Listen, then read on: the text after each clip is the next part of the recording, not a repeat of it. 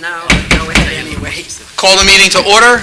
Public notice will be read when we convene the regular session. Please rise for the pledge to the flag. I pledge allegiance to the flag of the United States of America and to the republic for which it stands, one nation, under God, indivisible, with liberty and justice for all. Roll call, please. Mr. Balca? Here. Mrs. Bacco? Here. Mr. Bashada? Here. Mrs. Bloom? Here. Mrs. DePinto? Mr. Esposito? Here. Mr. McAgnone? I am present. Mr. Walsh? Here. Mr. Syak? Here. Can I have a motion for executive, please? So moved. By Second Mrs. that. Bloom. I have a second by Mr. McAnone. Can I have the resolution, please? A lot of energy tonight. I'm hungry. Whereas Oh. Section 8 of the Open Public Meetings Act, Chapter 231, Public Law 1975, permits the exclusion of the public from a meeting in certain circumstances. And whereas this public body is of the opinion that such circumstances presently exist. Now therefore be it resolved by the Board of Education of the Borough of Sayreville, County of Middlesex, State of New Jersey, as follows. The public shall be excluded from discussion of and action upon the hereinafter specified subject matters. The general nature of the subject matter to be discussed is as follows. Personnel, including but not limited to agenda items, negotiations for the supervisors, and the superintendent's contract. It is anticipated at this time that the above stated subject matter shall be made public at such time as the need for non-disclosure no longer exists. This resolution shall take effect immediately. Mr. Balca? Yes. Mrs. Bacco? Yes. Mr. Bashada? Yes. Mrs. Bloom? Yes. Mr. Esposito? Yes. Mr. McAgnone? Sure. Mr. Walsh? Yes. Mr. Syak? Yes. Okay, the meeting is closed. We will reconvene at 7:30 in public. 16th meeting of the Board of Education. Take notice this meeting of the Sayreville Board of Ed was emailed to the Home News Tribune and the Star Ledger in accordance with Chapter 231, Public Law 1975. Further, in accordance with NJSA 10:4-6 of 21, a copy is posted outside the Secretary's office and also filed with the Clerk of the Borough of Sayreville. Please rise for the pledge to the flag.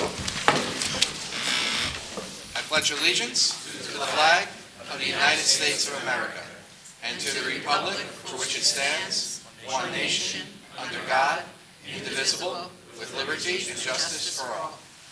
Ms. Hill, roll call, please. Mr. Balca? Here. Mrs. Bacco? Here. Mr. Bashada? Here. Mrs. Bloom? Here. Mrs. DePinto? Mr. Esposito? Here. Mr. I am McAgnone? present. Mr. Walsh? Here. Mr. Syak? Here. Mrs. DePinto is unable to be here. She's got an appointment tomorrow that required some preparation, so she will not be here this evening, but she extends her regards.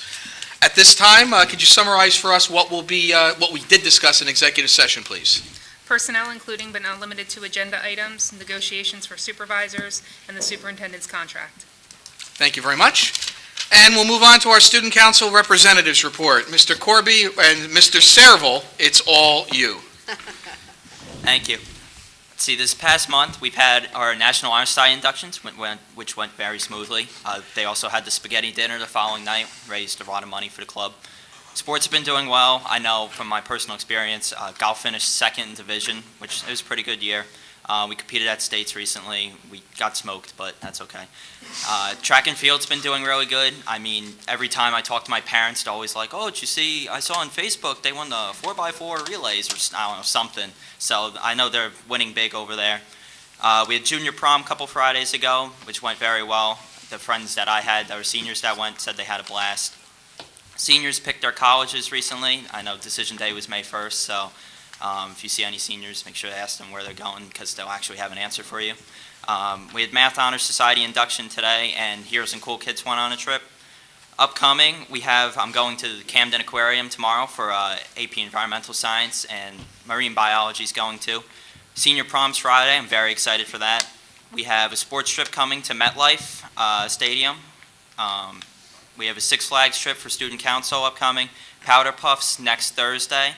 Odyssey of the Mind's going to Worlds to compete in Michigan. So I'm hoping, I know the people on the team, they're very excited to go. With Disney, Senior Awards, the Senior Barbecue, Scavenger Hunt, we have Golf Car Wash upcoming Saturday, and Poac Walk. So we have a lot of stuff upcoming, a lot of trips. And I'd like to introduce, for next year, we have Johnny Lewis, who's going to be our Board of Ed rep, gets to follow my footsteps. So I'm going to let him speak for a little bit.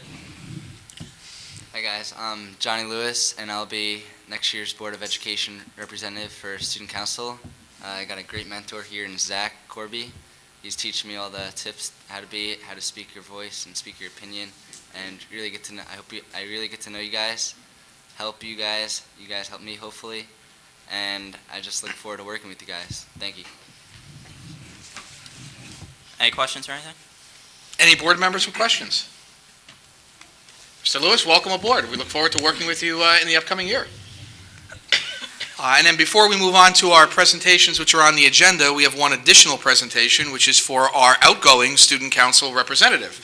So, Mr. Corby, if you would come to the front.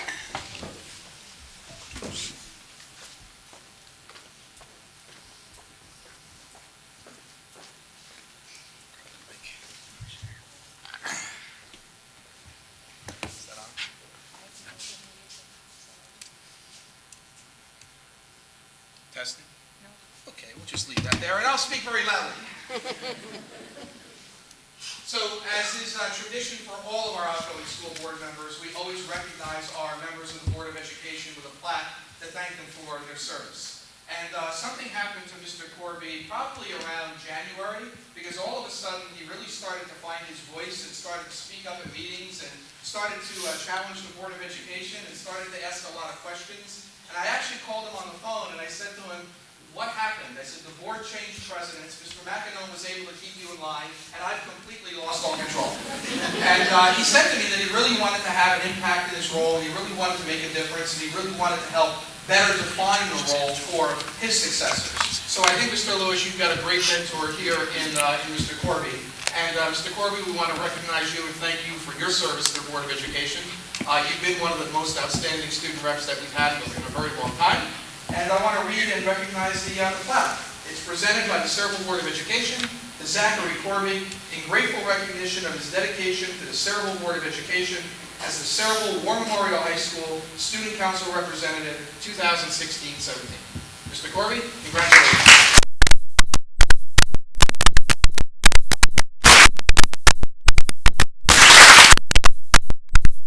Mrs. Kilcummins said that you were doing really, really well. When you have Mrs. Kilcummins' approval, you're doing great. Enjoy it, because it usually doesn't last.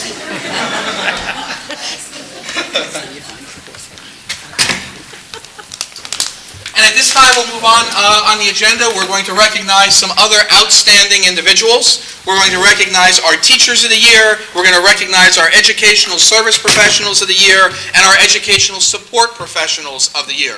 So I'm going to issue and share some remarks and thoughts in a minute, but I'm going to turn it over to Dr. Labby for an introduction. Thank you, Mr. Sayak.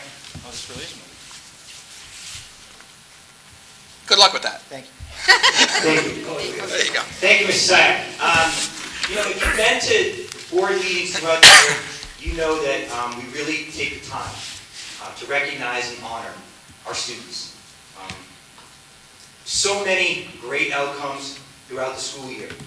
And we're blessed to have such amazing and incredible students here in Sayreville.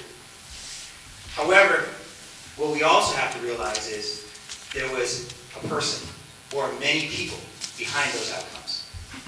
This is by far our favorite Board of Education meeting.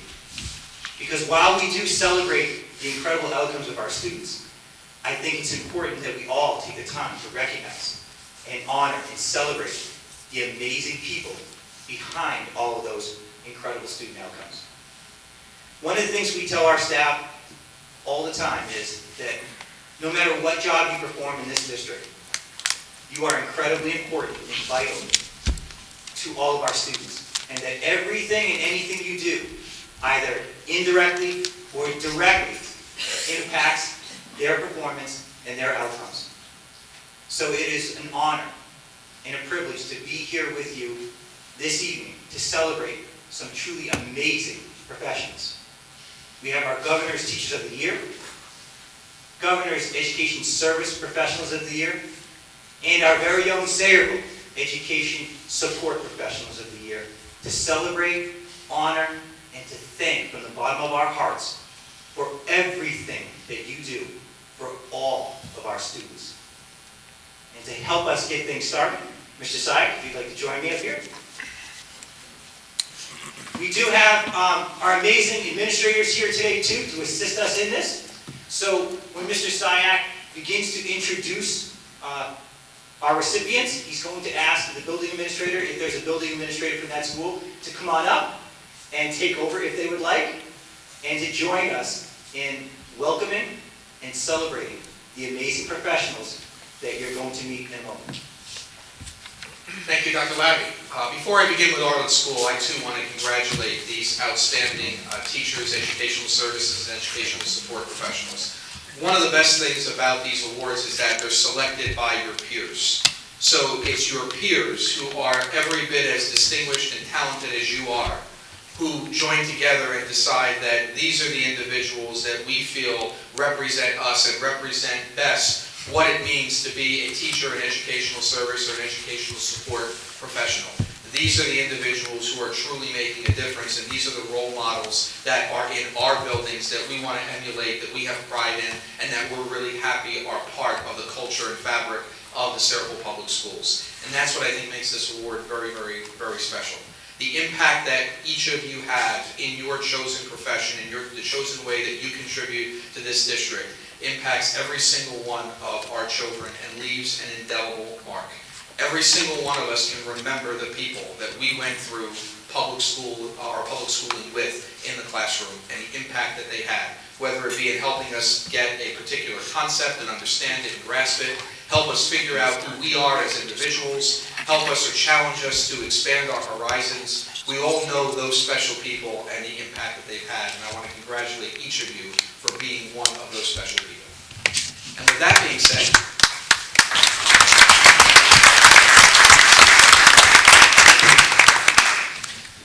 Mr. Preston unfortunately could not be here, so I'm going to have the honor of recognizing the individuals from Arlith.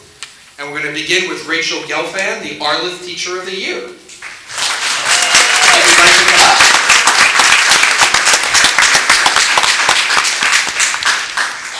Following in her family's footsteps, Rachel has dedicated her life working for children with special needs. Rachel brings her extensive knowledge into her classroom and combines it with caring and kindness to create a joyful place of learning. Rachel is the epitome of exactly what you can imagine a Teacher of the Year recipient would be.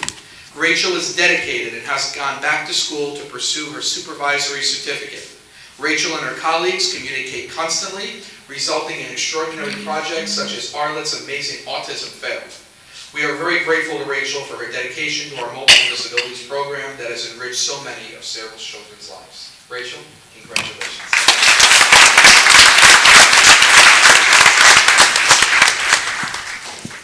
Now we're going to see if I kept these in order. Nope. I think they're in alphabetical order.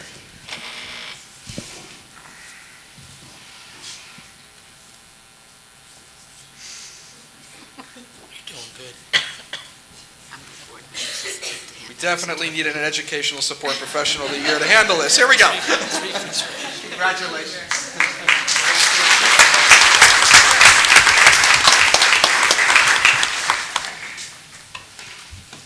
Okay, next is from Arlith, our educational service professional, Kelly Vasile. Kelly?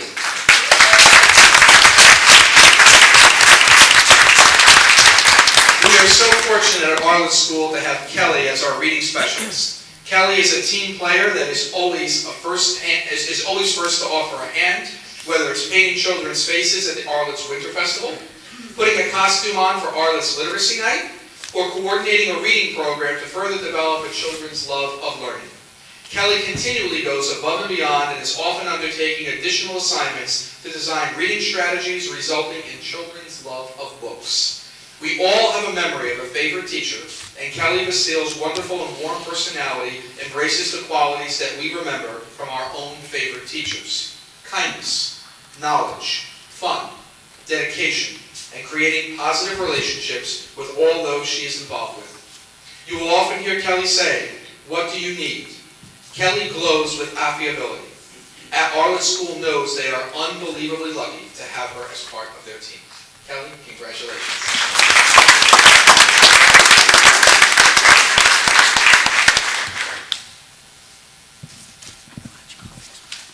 There we go. That's probably a good idea.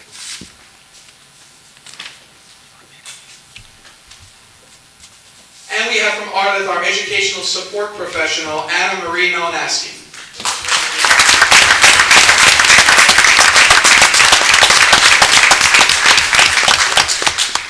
You will know Anna Marie as soon as you meet her because she will greet you with her sparkling smile. And I just saw that as you were coming up.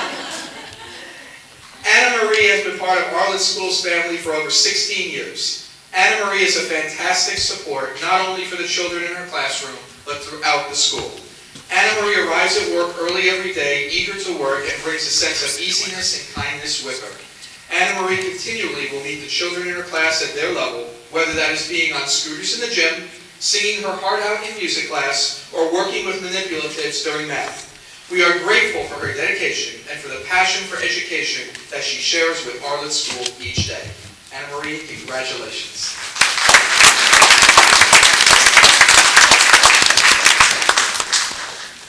And you want to do a photo with them?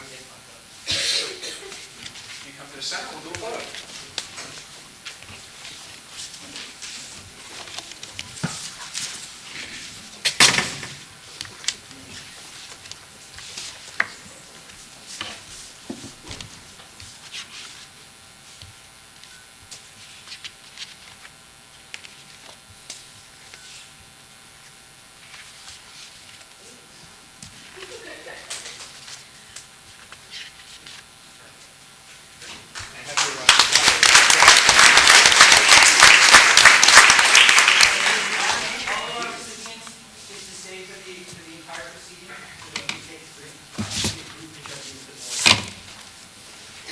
Okay, and next up is going to be the Eisenhower School. Dr. Aguilas, you're up.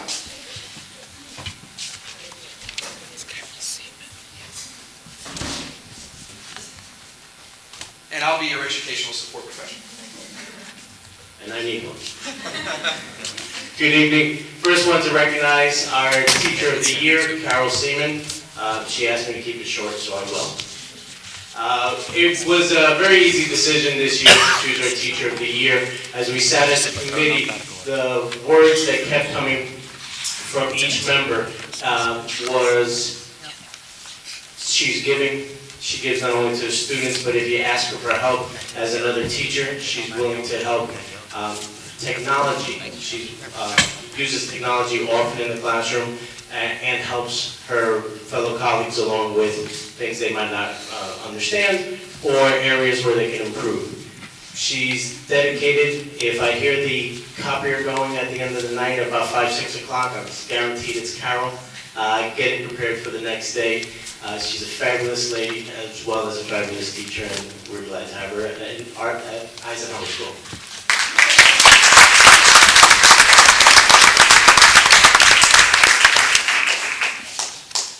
Our educational services professional is Beverly Fitzsimmons, and for a little bit I had to figure out who it was because I don't know Beverly as Beverly, I know her as Bev. Bev Fitzsimmons, if you think about Eisenhower, you think about one person, Bev Fitzsimmons.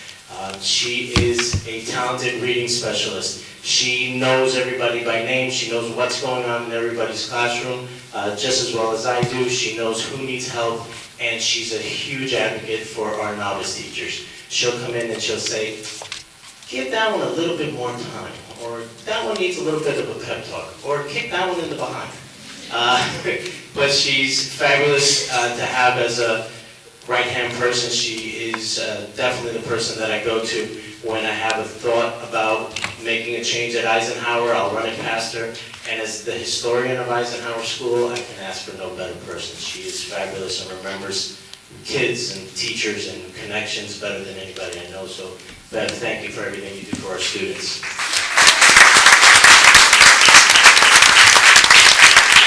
Our educational support professional, Michelle Mattiello, I believe is not here today. I believe she was feeling under the weather. Michelle, am I right? She didn't make it. But we will say, when you speak about her, I was teasing her just recently. I said, are you putting more sugar in the breakfast cereals? Because the line is literally out the door right now for breakfast. And she said, no, and she read me exactly what the guidelines are for breakfast. But she is dedicated. She is a wonderful person. She greets our students with a smile in the morning. She knows most of the students by name. She knows their last name, their first name. She can see who owes money, how quickly they owe money, and she's sure to make certain that Even if they owe money, they're eating, and then she comes to me and goes, here's the bill. So Michelle is fabulous, as the other Michelle will attest. And we really appreciate not only the folks that are dedicated here, but I think just every principal would say the same thing. Our buildings are full of dedicated, wonderful people. They just happen to be the 3 that are being recognized this year, but I think all our teachers in district deserve to be recognized, so thank you.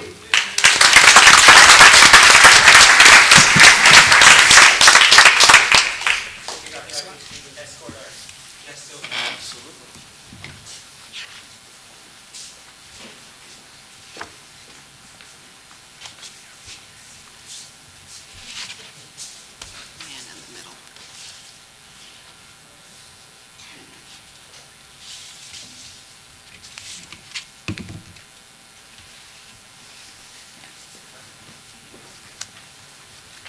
And next up are professionals from the Truman School. Mr. Byrne, you're up.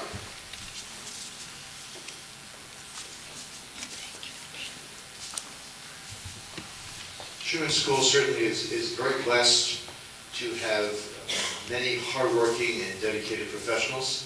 And so the 3 people that I have the pleasure of introducing tonight truly represent that essential nature of our profession.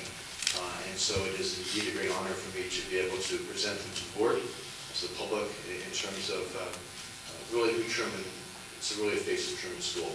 We start with Lena Horvat, who is our Teacher of the Year.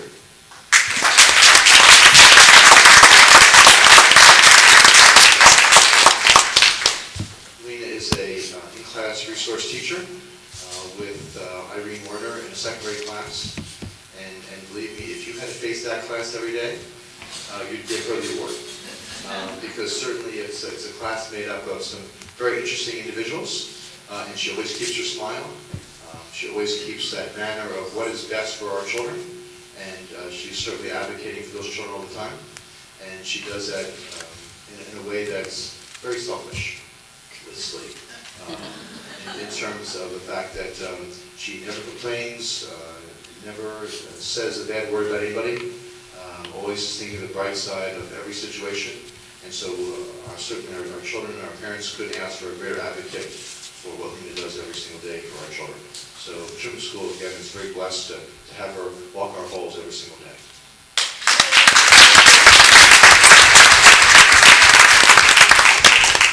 Now I'd like to introduce you to Wendy Cassioli, who is our speech therapist at Truman School. And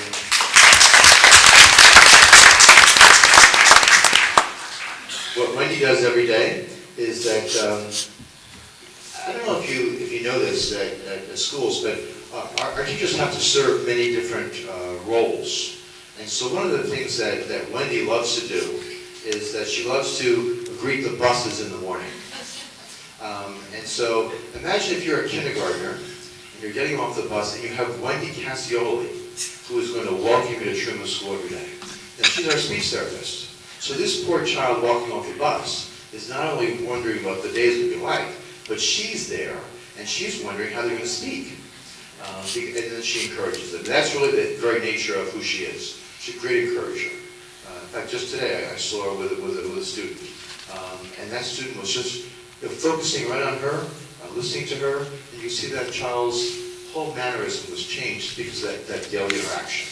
I think that really represents who Wendy is. It's those daily situations, the little minute-by-minute things that happen, that Wendy comes through for us every day, especially for our children. It's a hard thing to put in writing, but we know it, we see it, and certainly we're very grateful to Wendy for doing that every single day for all of our children. Thanks, Wendy.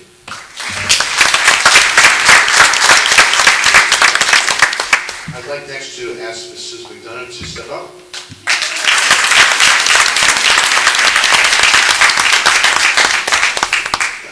She just told me to be nice.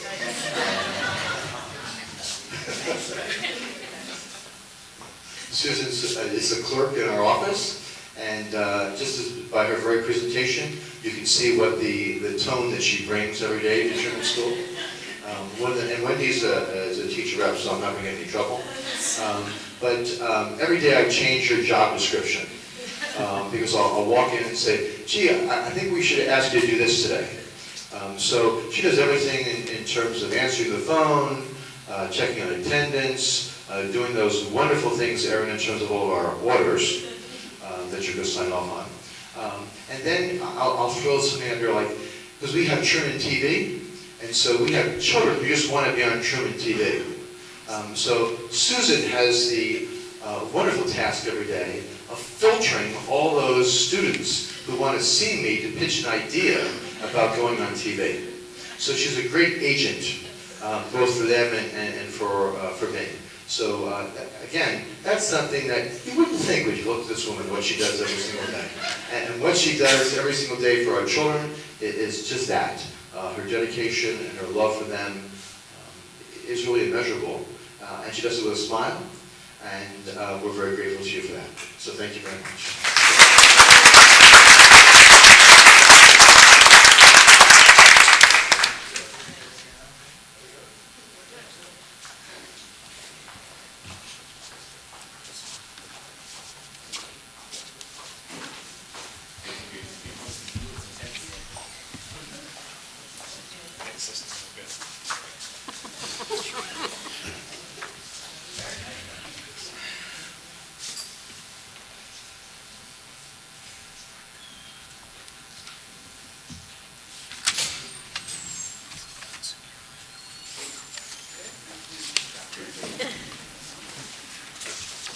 Okay, next up, we have the distinguished educators from Wilson School, and Ms. Davies is their principal. Ms. Davies, it's all yours.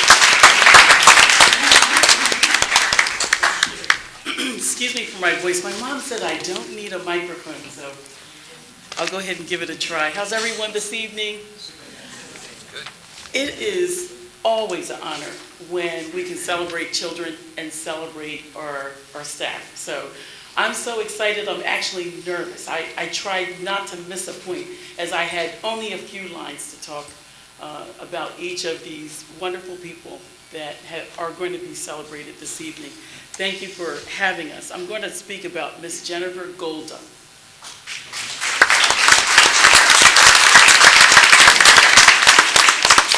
Jen is a valuable member of Wilson School.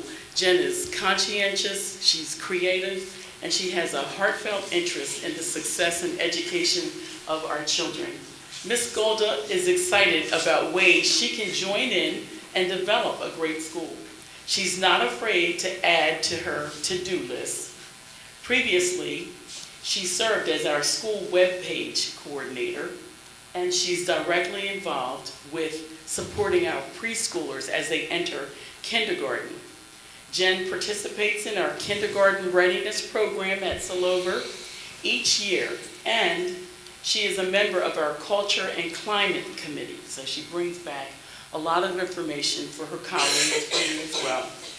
Ms. Golda collaborates with her colleagues, and one person in particular, Ms. Allen, another K-1 looping teacher, in a yearly Kindergarten Rocks program. Please be aware, I believe the show spotlights Sayreville's finest singers and actors in the rough. If you have the honor and pleasure of meeting Mrs. Golda, one of the things to note is her keen sense of humor, her passion for developing creative teaching projects and resource materials for her children, and the fact that she is one of Wilson School's finest. You rock, Ms. Golda.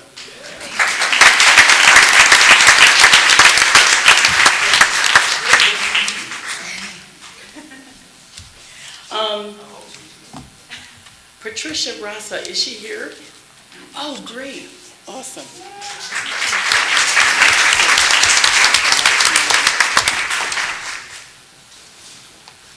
What a pleasure it is to speak about Mrs. Rasa. Pat is one of our best kept secrets at Wilson School.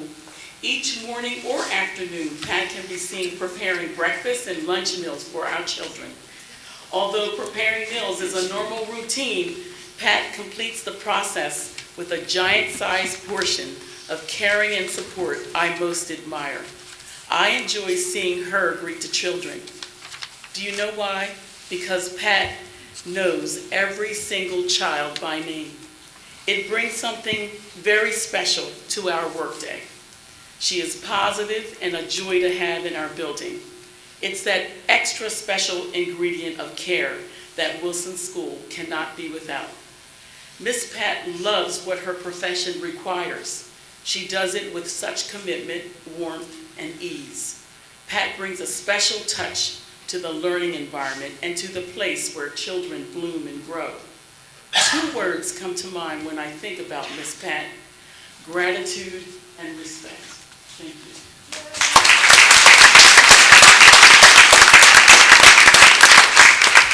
And last but never least, we have Mrs. Magistro, April Magistro.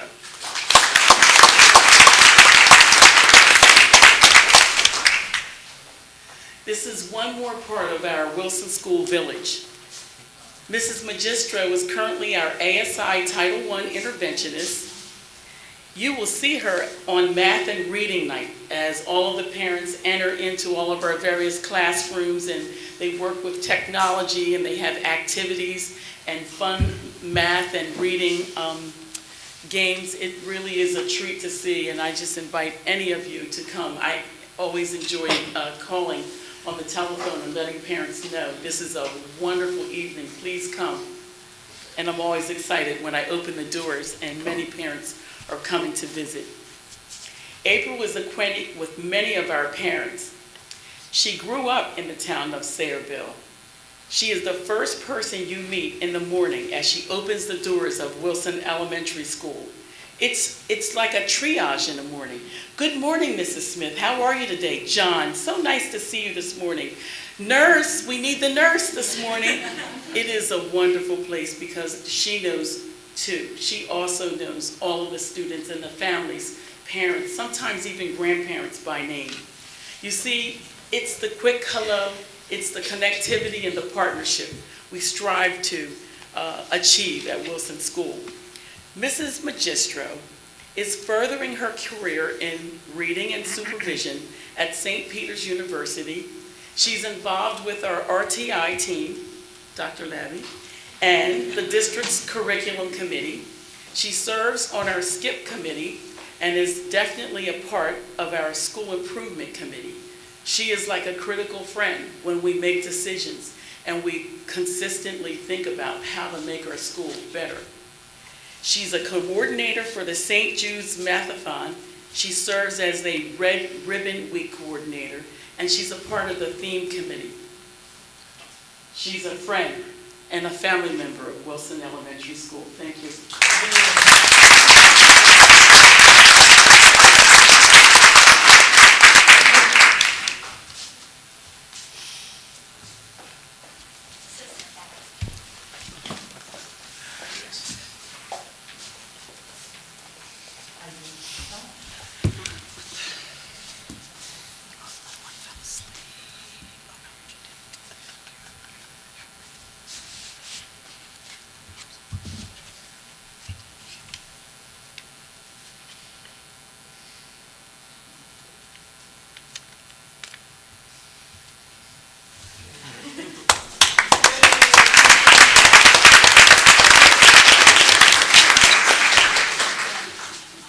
And now we're moving on up to the 4th and 5th grade. Next up is our principal, Ms. Marr, from a class of Sayreville High School that Mr. Walsh and I would both agree was probably the best class that ever came through here. And I think Ms. Marr would agree as well. Thank you, Mr. Sayer. What makes tonight special for me is that this selection process starts with nomination forms that is done by either parents, administration, or most importantly by colleagues.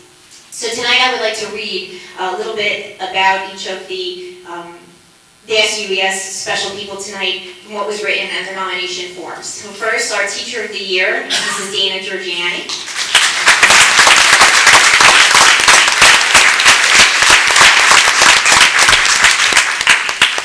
Dedicated, supportive, persistent, and compassionate are a few words to describe this educator.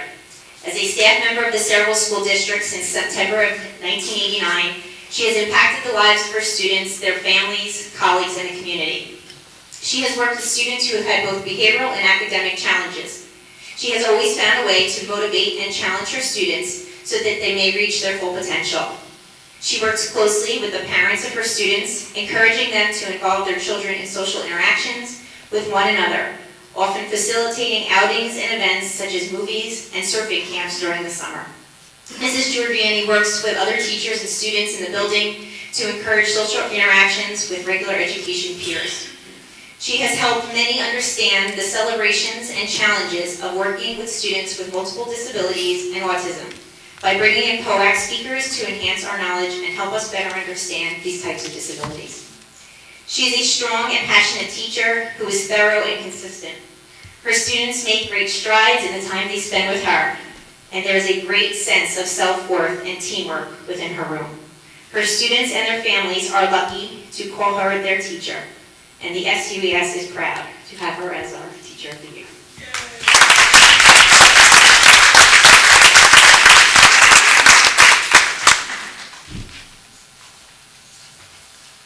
Next we have Donna McDonald, and she is our Educational Services Professional of the Year. Donna is a multifaceted, multi-talented educator that strives to make personal connections with each and every one of her students. Through these connections, she makes the curriculum content personally meaningful for each student. She often incorporates her love of the rich history of New Jersey and her commitment and passion for protecting the environment into her lessons. You can often find her at her local library seeking out just the perfect book for that one child that she wants to reach. Because she understands that all children learn in different ways, Ms. McDonald teaches her students to strategically read, showing them many methods to be successful. She emphasizes multisensory approaches and applies her background in special education to help all children learn. This individualized approach is exactly what her language arts ASI students need in order to have success in an area that they struggle. Donna serves as a member of the school safety team, character education committee, Willoughby's instructor, and coordinates our beautification days.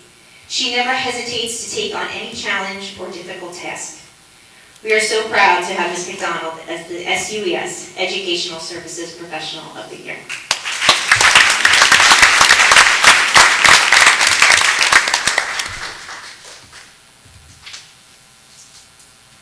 And finally, Mary Jane Kerr is our ESP of the Year. Mary Jane is an extraordinary human being both in and out of the classroom. She makes a valuable difference in the lives of the students, staff, and community of Sayreville. As a valued paraprofessional in the district for more than 15 years, she is truly deserving of this special recognition. Mary Jane has a reputation as a supportive, well-educated, and exceptional paraprofessional. Her warmth, enthusiasm, and creativity is something she shares with her colleagues on a daily basis. Mary Jane Kerr has exceeded the expectations of a paraprofessional within the classroom. She supports the teachers she works with by turning everyday lessons into engaging, hands-on moments for the students in the classroom. Mary Jane has a way of communicating with students that allow them to feel safe, supported, and makes them look forward to learning. The students and teachers are always eager to work with Mrs. Kerr. As a result, she's often requested to work in the classrooms of many teachers. Her presence creates an atmosphere all wish to be a part of. Mary Jane Kerr is an amazing asset to the students, staff, and the community of Sayreville, and therefore is so deserving of the SUES ESP of the Year.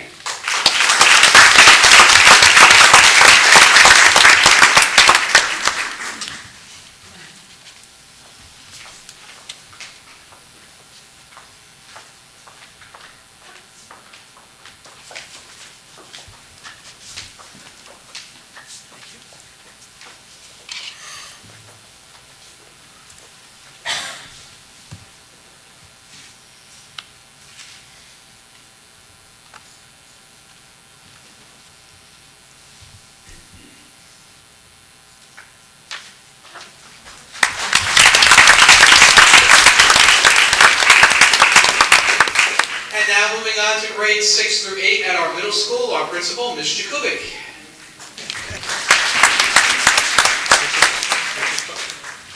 Thank you very much and good evening.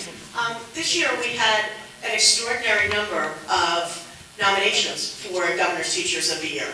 Okay, we did it by committee, our school skip committee, and it was relatively easy for me to figure out through reading them who was who. So I said, okay, I'll just be the tiebreaker if need be, I won't vote. and I listened to all of the different descriptions and meeting of the criteria for the many, many applicants that we got. And by far, there was one that stood out from the rest of meeting every criteria that was outlined by the governor's teachers' eligibility, and that was Ms. Carlson Faruqi.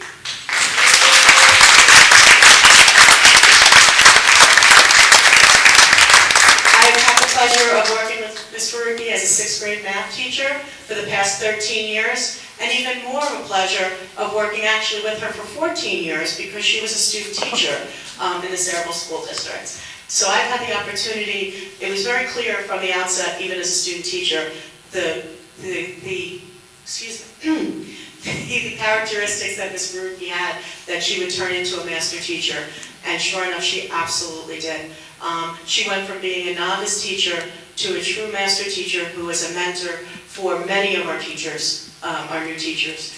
She works with both students that are at the highest end of the math stratosphere in terms of starting our new 6th grade program of teaching some very highly advanced 6th graders pre-algebra in the 6th grade. And she also works with students who struggle quite a bit with math and is a terrific collaborative teacher for the in-class support, in-class resource model. It is a pleasure to work with Carlson. Every summer, this phone starts to ring around July. My child struggles in math. Can I request a teacher? I want my child to have Ms. Faruqi. My child's very excellent in math. I want them to be challenged. I want them to have Ms. Faruqi. She's excellent, and middle school is very lucky to have her.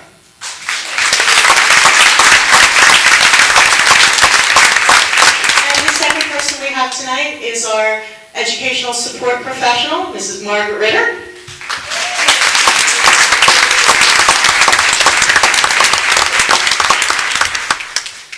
Margaret has been at the middle school for 17 years.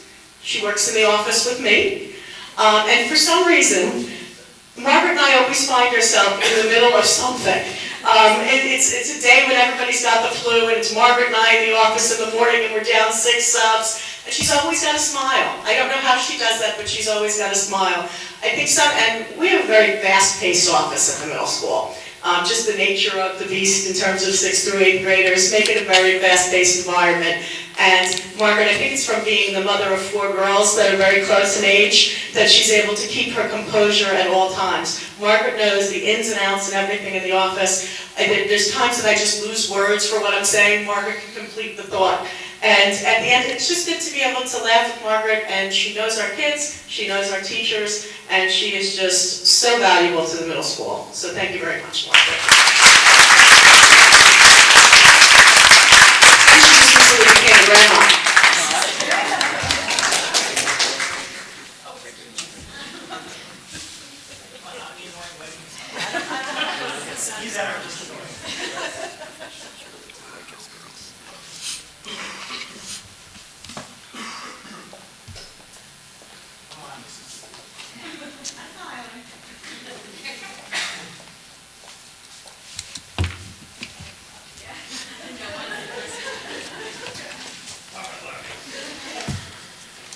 Before we recognize the high school, if you're here and you attend less than, let's say, 5 school board meetings a year, and you're here specifically because you're a family member or a colleague of one of the people being honored, would you please stand up so we can recognize all the wonderful people who support all of our wonderful educators.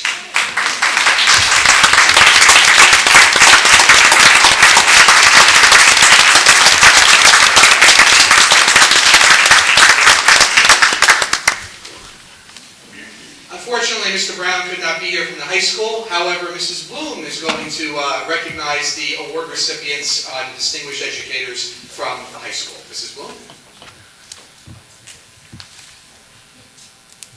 Thank you, Mrs. Sayak. I asked Kevin if I could do this because these are my colleagues, my former colleagues. I can't believe I've been gone for 5 years already, but now I'm up here. And my friends as well.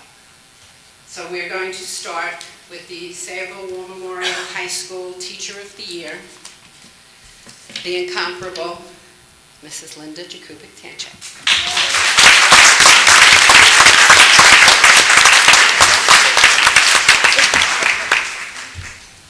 To say that Mrs. Jakubik-Tanchek is respected by her students is an understatement.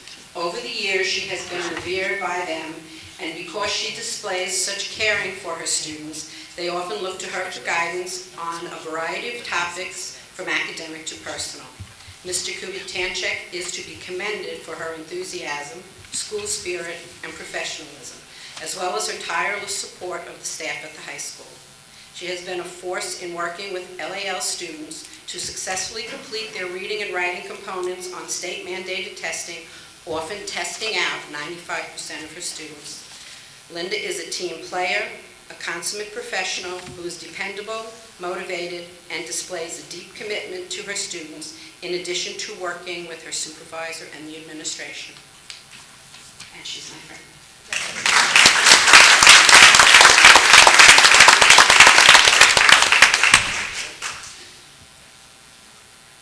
Okay, and next is our educational services professional.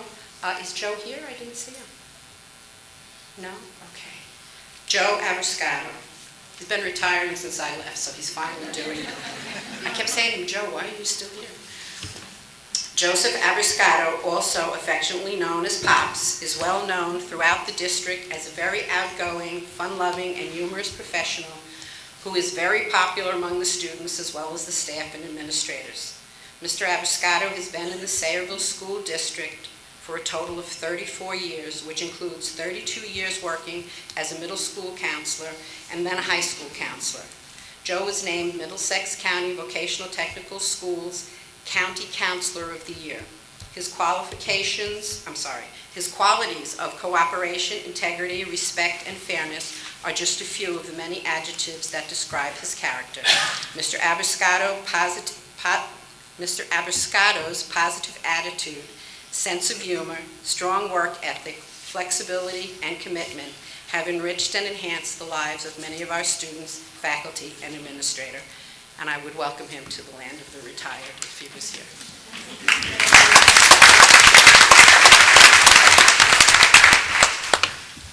And last but not least is our educational support professional, Ms. Jolanta Medusha.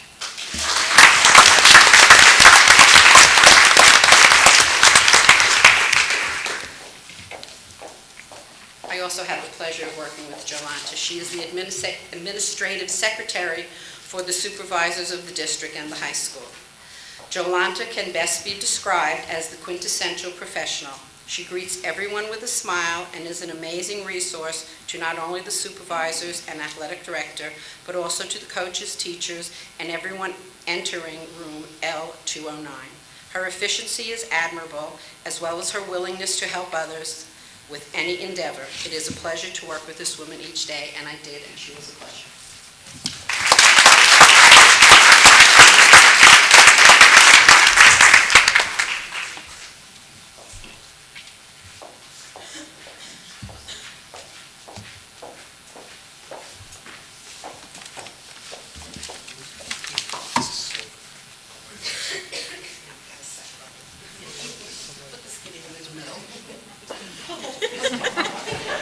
The tall one.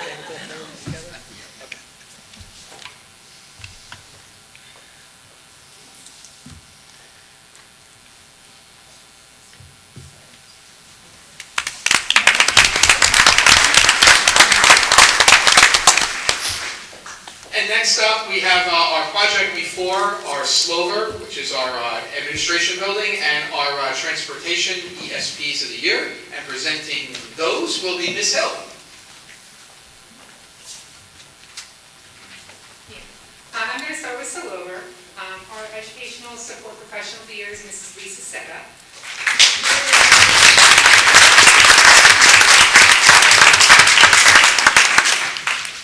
Lisa began her career with the Sayreville Board of Education as a cafeteria worker in 2005. She works in the cafeteria at the Arlitt Elementary School, the Sam Slover Elementary School, and the middle school.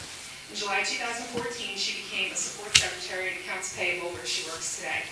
Lisa helps maintain relationships with our district vendors, and she's always willing to assist other staff members with a smile on her face, which which is difficult to do when you're dealing with purchase orders. I have only known Lisa a very short period of time, but in that time, she has always been the most helpful person. Anytime I need anything, she's always willing to step in. And she's probably the most positive and upbeat person I've ever known in my life. And it's a pleasure to work with her every day.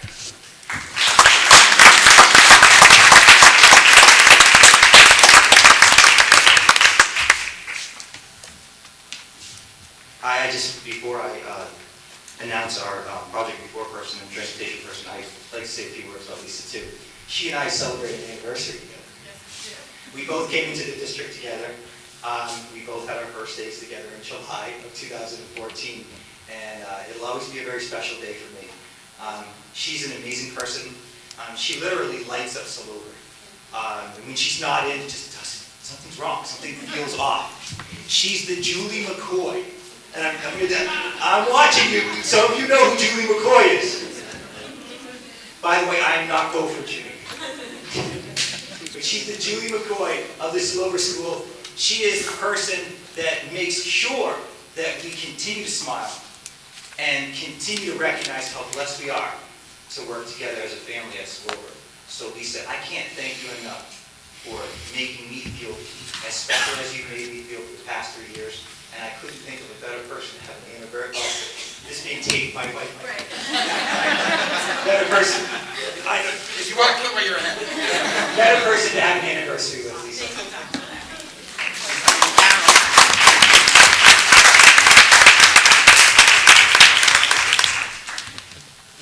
Okay, and it's my honor to also recognize the project before superhero, I refer to as.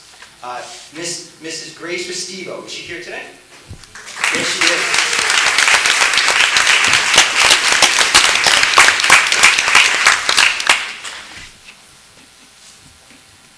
Grace works as the secretary to the Director of Special Services. She has been a vital component to the Special Services Department for over 10 years. She manages to organize and track details large and small with a busy work environment with skill and kindness, while also meeting her day-to-day responsibilities.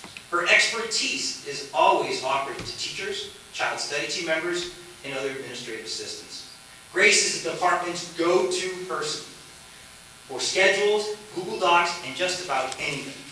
If there is a list, she can create and modify it.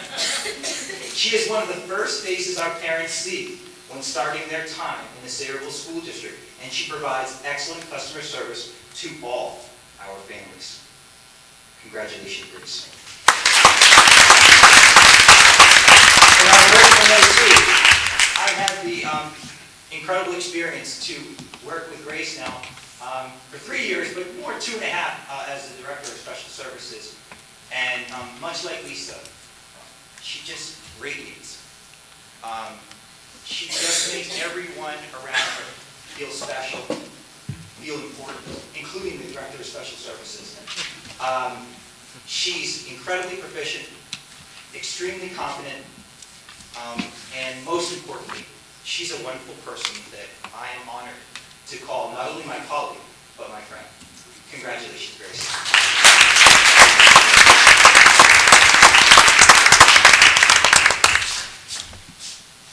Okay, moving along to transportation, and another incredibly special superhero is Rosalia White here.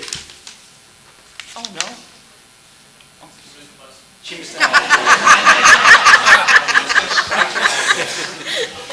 Mrs. Jacobi gave him one more. Rosalia White began her career as an administrative secretary in 2013. She is the secretary to the Director of Transportation, who believes that Rosalia is a well-deserving recipient of this award. She handles a multitude of tasks and is always eager to help whenever asked. Mrs. White is a pleasure to have in the Transportation Department and has helped make the new director, Christine Bassano's first-year transition a very successful one. And again, on a personal note, having had the pleasure of spending a great deal of time working with Rosalia for the past 3 years, it's amazing how you can call a person and immediately she can provide a solution to a problem that we're having with transportation. She is admired and respected by all of our parents, She makes the time to ensure that all of our parents feel very, very important, and she takes the time to resolve every single transportation problem that comes across her desk. She works tirelessly, and she deserves all the appreciation that we can possibly give her. And she, again, is one of those people that I am proud, just like Lisa and Grace, not only to call a colleague, but to call a friend. We are all very, very blessed to have people like Rosalia, Grace, and Lisa working with us. Congratulations, guys, and thank you very, very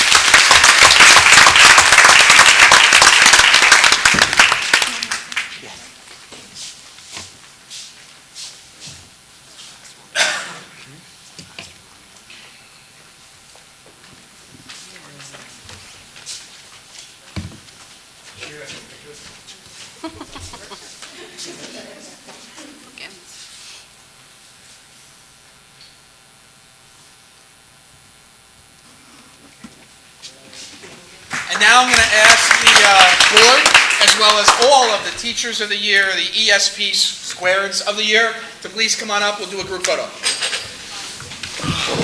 Any administration as well.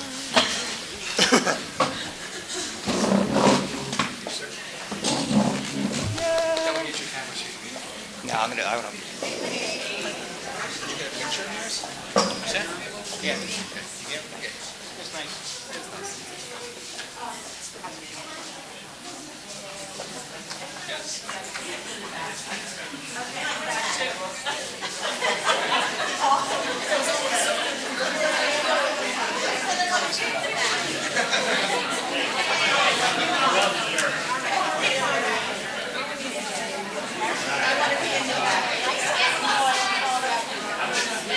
All right, everybody squash in. We like one another.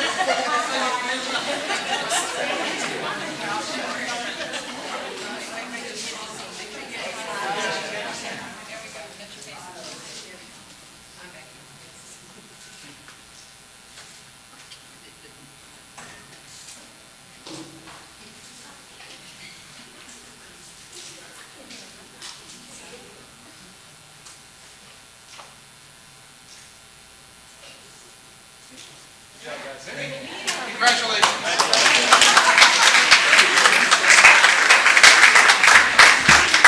Again, on behalf of the Board of Education, the staff and students of the Sayreville Public Schools, we congratulate and we thank all of our professionals of the year. You impress us every single day with your proficiency and competency, and you inspire us immensely with your dedication and commitment to the children in Sayreville. Thank you all very, very much. Have a great evening. This is your time to escape, or you're going to get trapped into the rest of the board meeting.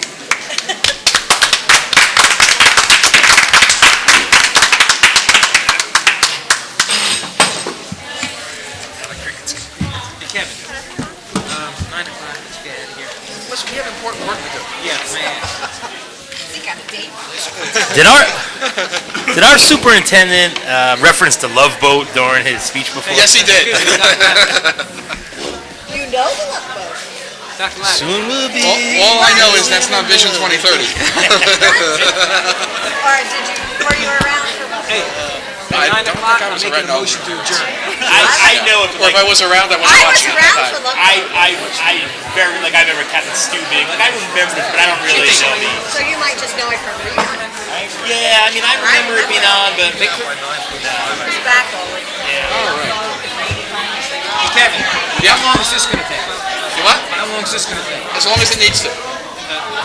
Depends on how much you protest. If it's like last time, we could be here till 1. Oh, boy.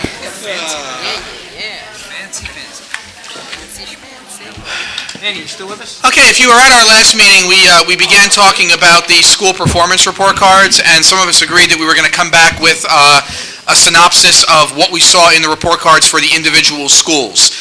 Mrs. DePinto had agreed to do the UES. I was doing Wilson, but that actually ended up expanding to all of the elementary schools, and Mrs. Batko was doing the high school.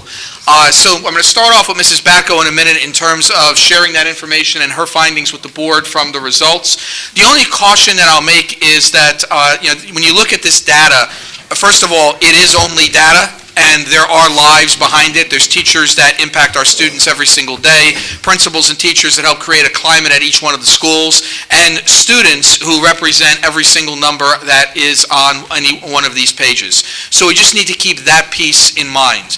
The other part of this is, from the board's role, we're only looking at the data and trying to get an understanding of how our students performed and areas where we may want to focus. In terms of any type of diagnosis or prescription for success after that, in terms of what we want to do, that's going to come from our administration.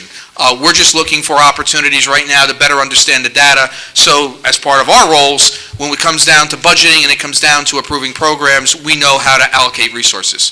So with that piece said, Mrs. Bacco, I'll turn it over to you, and you can take us through your findings, and we've also got the same data up on the screens for the benefit of the public. Okay, I'm just going to highlight some of the demographic areas and then point out some of the scoring that just stood out in my mind. So at the high school, our enrollment has seen a small decrease over the past 3 years, nothing significant. And we have enrollment trends they give by special population, and our disability trend is pretty constant, and we've only seen a very small decrease in economically disadvantaged. So it's pretty much constant over the past 3 years. As far as performance, we have... Just before you go to performance, can we go to page 3 on the, one more? This way we're on the same... all right, I'll tell you the page before, okay. Okay. I didn't realize you were following me. Okay. One more. There you go. Okay. Okay. All right. We have academic achievement, and there's a table here for English language, arts, literacy, and mathematics. And our school-wide performance for English language, arts, literacy, which met or exceeded expectations, was 50%, and the statewide percentile was 51. Mathematics met or exceeded, our school performance was 23%, and the statewide percentile was 40%. Sometimes people tend to look at, say, oh, well, who could it be or whatever. The state does give us a breakdown by subgroup. So of the two of the larger subgroups, the white population and the economically disadvantaged, you can see that the white population was 50%, which met our statewide performance, and our economically disadvantaged was 36%. But the anomaly here is our white students were above the statewide and the economically disadvantaged were below. However, if you look at the students with disability, while only 11% met the standards, they actually exceeded the statewide percentile at 65%. So while that might have been a low number, we're doing very well in the state with our students with disabilities.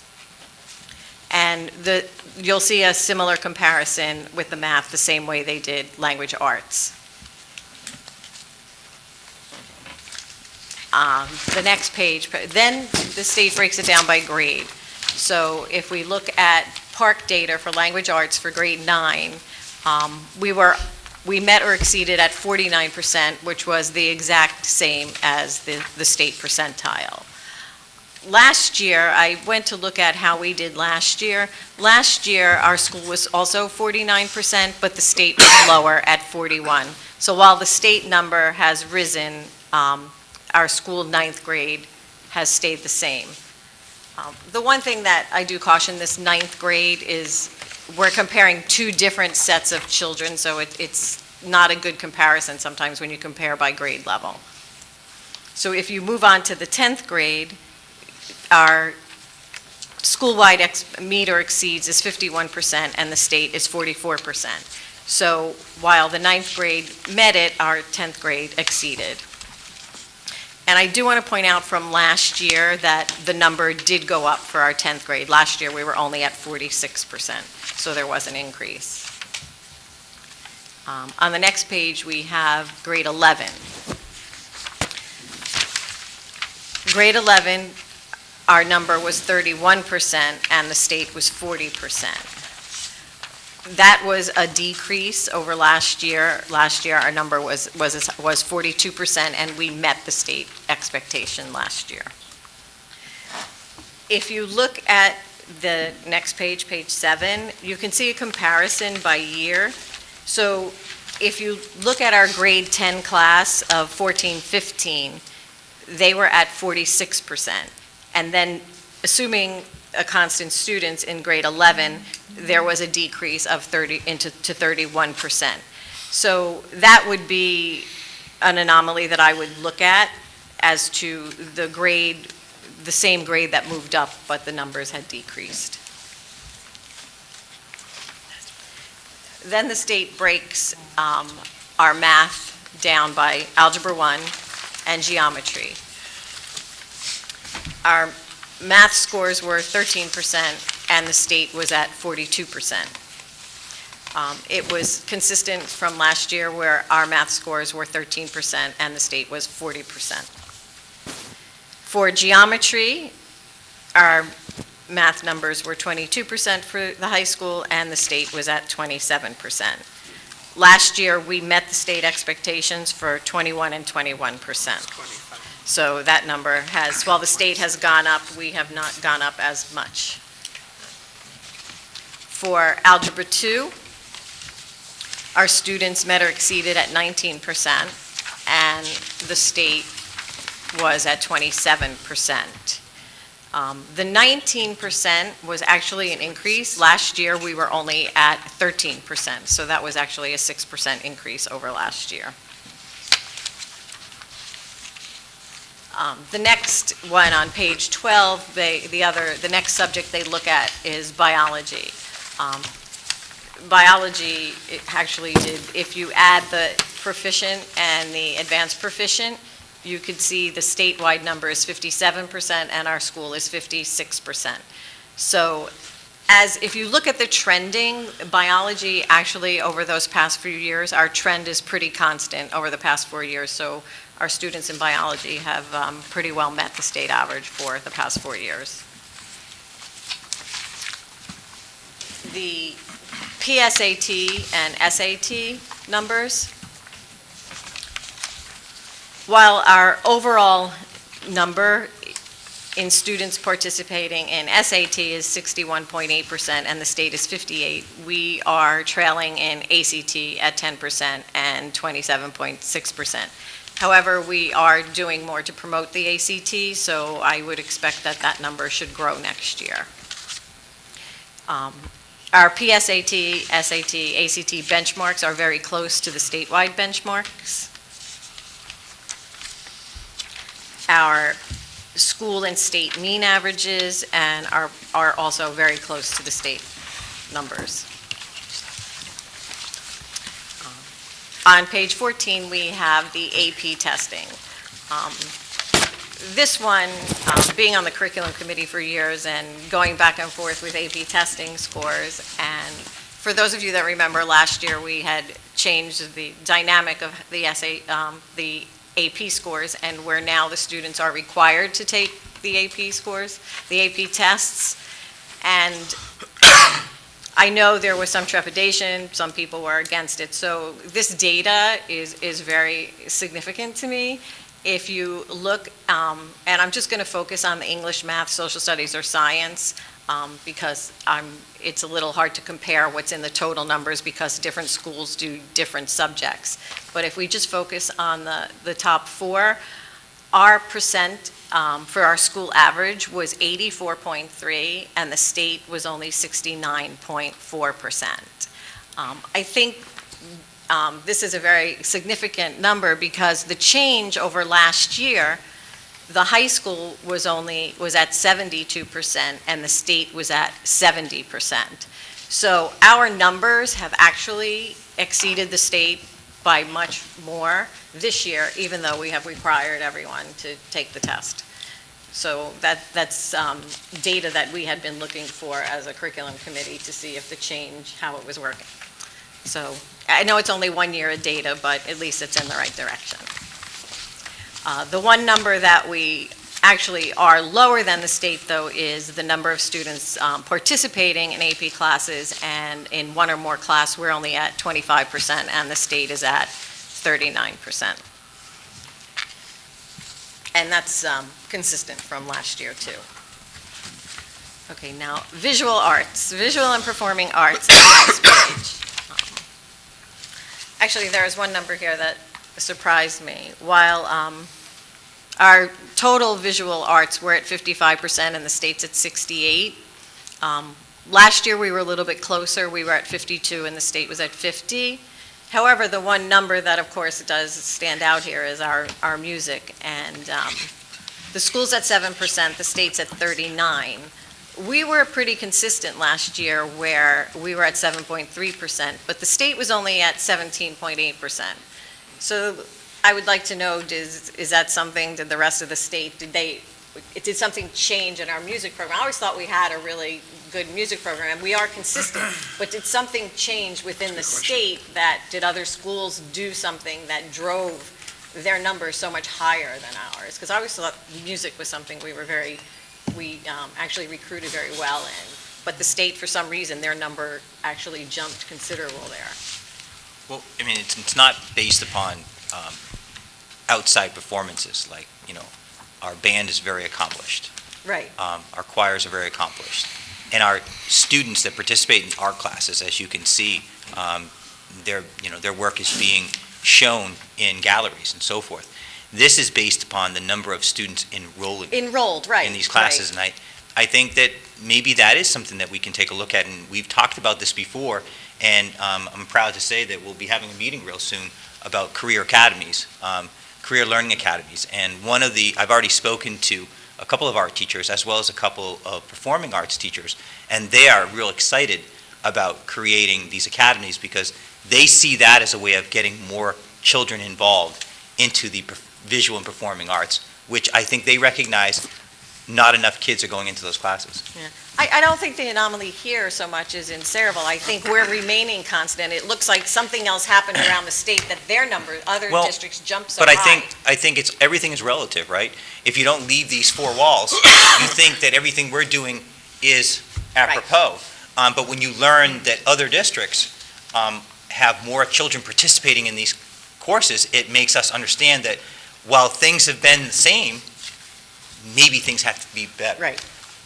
So I just think that's one area. Maybe we can find out if, where those other numbers I are. really do believe that the movement toward the career learning academies is really going to help our art teachers recruit more children into those types of courses and potentially careers, once they graduate from college. The other three were pretty much on par. That was the only one that actually music that seemed so to have such a big anomaly. Page 17 is the conversation we had at the last meeting. That was great. In depth. Actually, before we go to 17, the other one on 15, the career and technical education participation, we've got nothing. And I know we have career courses. Do we know the measurement for what constitutes CTE? That's the formal CTE program. And we have not yet had a chance to. That's on the, definitely on the list of things that we need to do, and that's, again, going to be a part of that. The Career Academy. Career Academies, but that's a very involved process, and that's something that Mr. Glock-Malloy, Dr. Shediak, and I have been discussing, which we do need to do. So this is the formal state CTE program, which we do not have in place here yet. Got it. Okay. Is this something you have long range, like in 2 years and 3 years? Yeah, this is something that I can envision us if we, move forward with a new 3-year strategic action plan that we have on that action plan that needs to get done soon. But it is a lengthy process. There is quite a bit of criteria that you have to meet in order to satisfy the requirements of the application. It's something, again, that we have had discussions about. We just have to move forward in that direction. There was? Yeah, we did have a CTE program a number of years ago. It was disbanded about 6 years ago. If you remember, I think. We get Perkins grant money for Correct. that, Oh, correct? yes, Right, I remember that. right, the and Perkins. because you needed a specific sequence of 3 courses, and you needed so many students who were completers, they called them, who went through the process. So we did have it, but we did abandon it because we just really didn't have what was required for the program. But that is definitely something, especially with the career academies. So will the Perkins grant, does that still exist? Yes, It does, and exist. but again, you have to meet strict criteria to be eligible for it, which we didn't have, which we need Right, to I do. remember, that's why we Right, disbanded right. it. I know, Dr. Shediak, I saw you sent an email out today, a quite lengthy one about Yesterday, yes. this particular page 17, which we discussed last meeting. Would you like to give us a synopsis of what you're found out? Sure. Hold on, let me just pull up my... And just to refresh the public, if you weren't here, we got into a big discussion regarding our graduation rate, because our graduation rate was relatively high. It was 90.7%. However, if you looked at us from a state percentile rate, 63% of the districts in the state have a higher graduation rate than we did, and we were trying to figure out how does a 90.7, a relatively high graduation rate, correlate to being in the bottom 37% of the state, and how is that calculated? Right, and I contacted the state and I asked that specific question, if we were correct in just surmising that it was because of the large number of schools that were so close to us. And their response is, the percentile is 37, even though your rate is nearly 91%, based on the other schools having close but slightly higher graduation rates. And since there are hundreds of schools, 600 plus, even being lower by 0.1%, can potentially bring down a district's percentile quickly. So they confirmed that the 37% was correct. They went in and they told me they were analyzing it. They got back to me on that. As far as... Did you ask them why they report that then? Did you ask that question? Well, this is a brand-new way of reporting. This is the first year that the state is reporting in this manner. They've made changes to the school report card, and it was reported out differently. We used to be compared to just primarily... We used to have those peer groups. Right, the peer We don't have groups, those. and they eliminated that. So there's a number of things that are different on this school performance report from 15, 16, so, we're all adjusting to it. We're all kind of feeling our way around it. And the danger with the percentile ranking is that it doesn't take into account any type of economic factors. It doesn't take into account English language learners. It doesn't take into account the diversity that you have within your school system when students come in. So it just simply ranks schools from highest to lowest in terms of performance, and we know there's a correlation between family income and educational outcome. So as you look at Bergen County, the 70 districts that are up there, they're automatically going to score much higher from a percentile basis than we would be able to compete with. Right. And as far as the numbers that went into the 90.7% of our students graduating, our graduation cohort was 443 students. That's how many students started as ninth graders and would have, if they had gone through 4 years, been expected to graduate in June of 2016. Out of the 443 students, we graduated 402 students with their cohort. Now, the students that are counted in that cohort, there was a lot of discussion about this at the last meeting. If a student transfers in to our school, they are ours. They count in our cohort. Whether they transfer in ninth grade or they transfer in January of their senior year, they count for us, okay? I looked at our students based on the report, because we do get a report on the specific students. We had, out of this cohort, we had 14 students who transferred out, but they were unverified where they went. Now, if a student transfers out of our school, they have to tell us where they are going. If a student goes to another high school in New Jersey and oftentimes in New York and even Pennsylvania, it's not too difficult to track them and to get them basically off our rolls. But if they transfer out of state to someplace in Florida or something like that, and it can't be verified that they enrolled there, they're still on us. So 14 students transferred out. 7 of them were signed out saying they were planning to go to adult school. Okay? Either they never enrolled or they never completed there. Okay? And with adult school, they only take enrollment twice a year. So very oftentimes, if a student leaves our school in January, they can't enroll in adult school till August or September. So things kind of get lost along the way oftentimes. We had one student, 5 students signed out to complete a GED program. So they count as that they transferred out and they didn't go anyplace else. Okay. We have another category, on track continuing. There were 7 students. Among those students, those are students who are maintaining their grade level number of credits, enough to stay on the grade level. But for one reason or another, they did not graduate in 4 years. Out of those 7 students, 5 are special education students who are continuing their education here in Sayreville. 2 of them, one needed to pass a graduation test, and he did that in, I believe, September. So he is now graduated. He will be counted in our 5-year rate.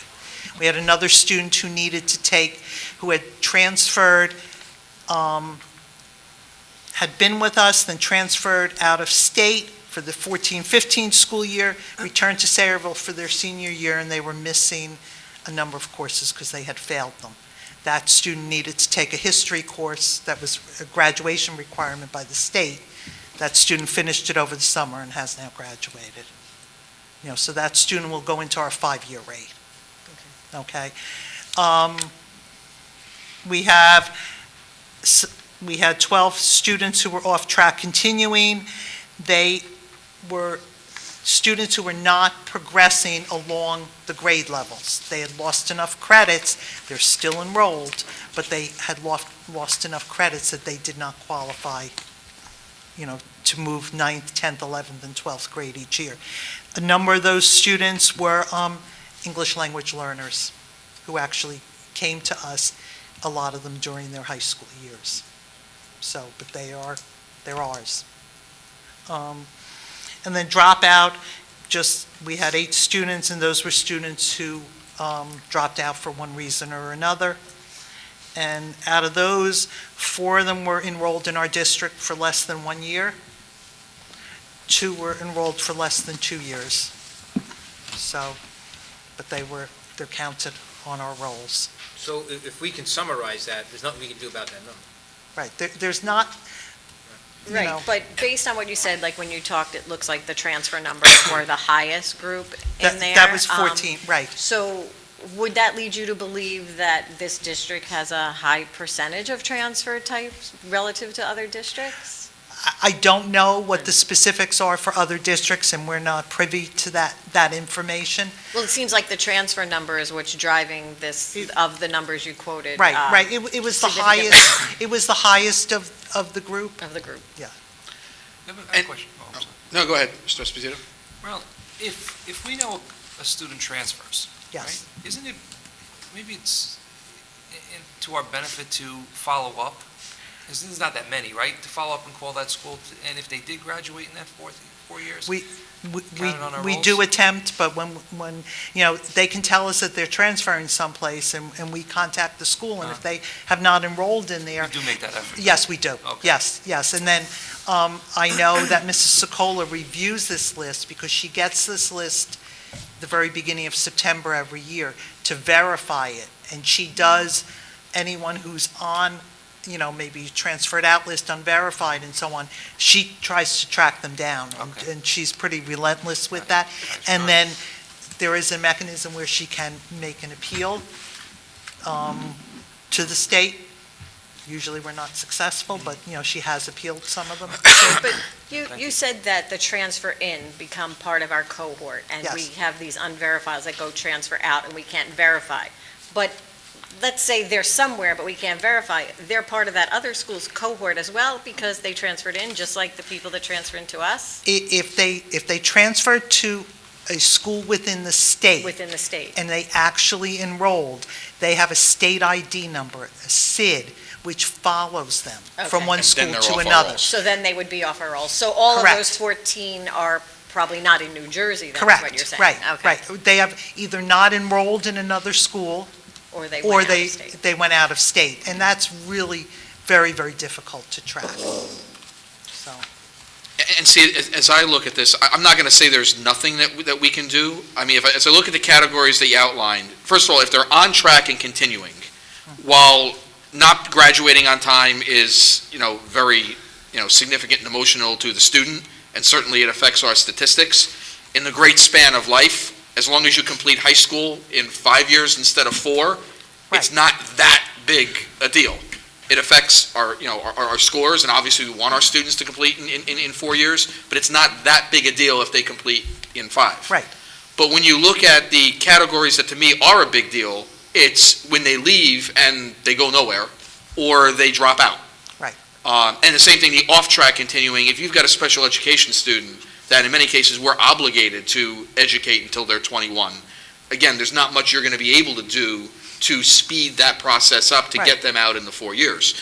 I think the question for the board is on the students who transfer out and they're unverified and the dropouts, how much are we willing to invest to address that cohort in terms of preventing them from getting to the dropout stage, or preventing them from making a decision that, well, I'm going to abandon, I'm going to tell the high school I'm going to an adult school, but I'm never going to enroll. And that comes down, in my mind, in some cases, to resources and money. Well, and I think that's certainly something that Dr. Labby put in place this year, Effective School Solutions, is a very good answer to that problem, because a lot of these students who end up transferring out to go to adult school, or who end up dropping out, they have serious attendance issues, and that's why they're losing a lot of credit, and they're becoming very disaffected. So I think that Effective School Solutions, I think that's a very good investment, and hopefully we'll start to see the benefits of that with keeping these kids here in Sayreville and supporting them to get them through in the 4 years, or, worst case, 5 years. And so as a percentage, we should see this number starting to decrease. Absolutely. Yes. I mean, the greatest intervention we can provide for our at-risk students at the high school level is a service like that. When you talk about, INRS, Intervention and Referral Services, when you talk about that at the elementary school, it's more academic skills. But as they progress to the high school, it becomes more behavioral in nature, or attendance in nature. So that's where Effective School Solutions is helping us out immediately. And the great thing about the data that we've collected on Effective School Solutions, not only have we improved significantly the attendance of the students in the program, but we've improved their grade point averages too. Because think about it, it makes sense. The more you're in school, the better you're going to perform. And that also is one of the leading characteristics of why someone would not want to go to school and then eventually drop out, because the absenteeism becomes a hole that they grow deeper and deeper into, and they can't dig themselves out. Effective School Solutions keeps them coming back to school. And, another symbol of how effective it is, they've already filled up next year's cohort. We already have 18 students for next year in Effective School Solutions. That's unbelievable. So we already have 18 kids going into next year. The program is full. And that's something that we may want to consider if we want to expand or not, because we're identifying those kids now. Do you know if the number of students that started in September are still all here? No. We did lose a couple of kids. We did. One child, unfortunately, has a very serious illness and could no longer be in school at all. We did have another tuition student paying tuition from another district that did leave. And I think we had one more student out of the 18 that left. Is any of our state funding based on this data at all? Based upon attendance data? Not attendance, but our graduation Graduation? rate. No. No? No. So then maybe, I don't know how much we do want to put into it.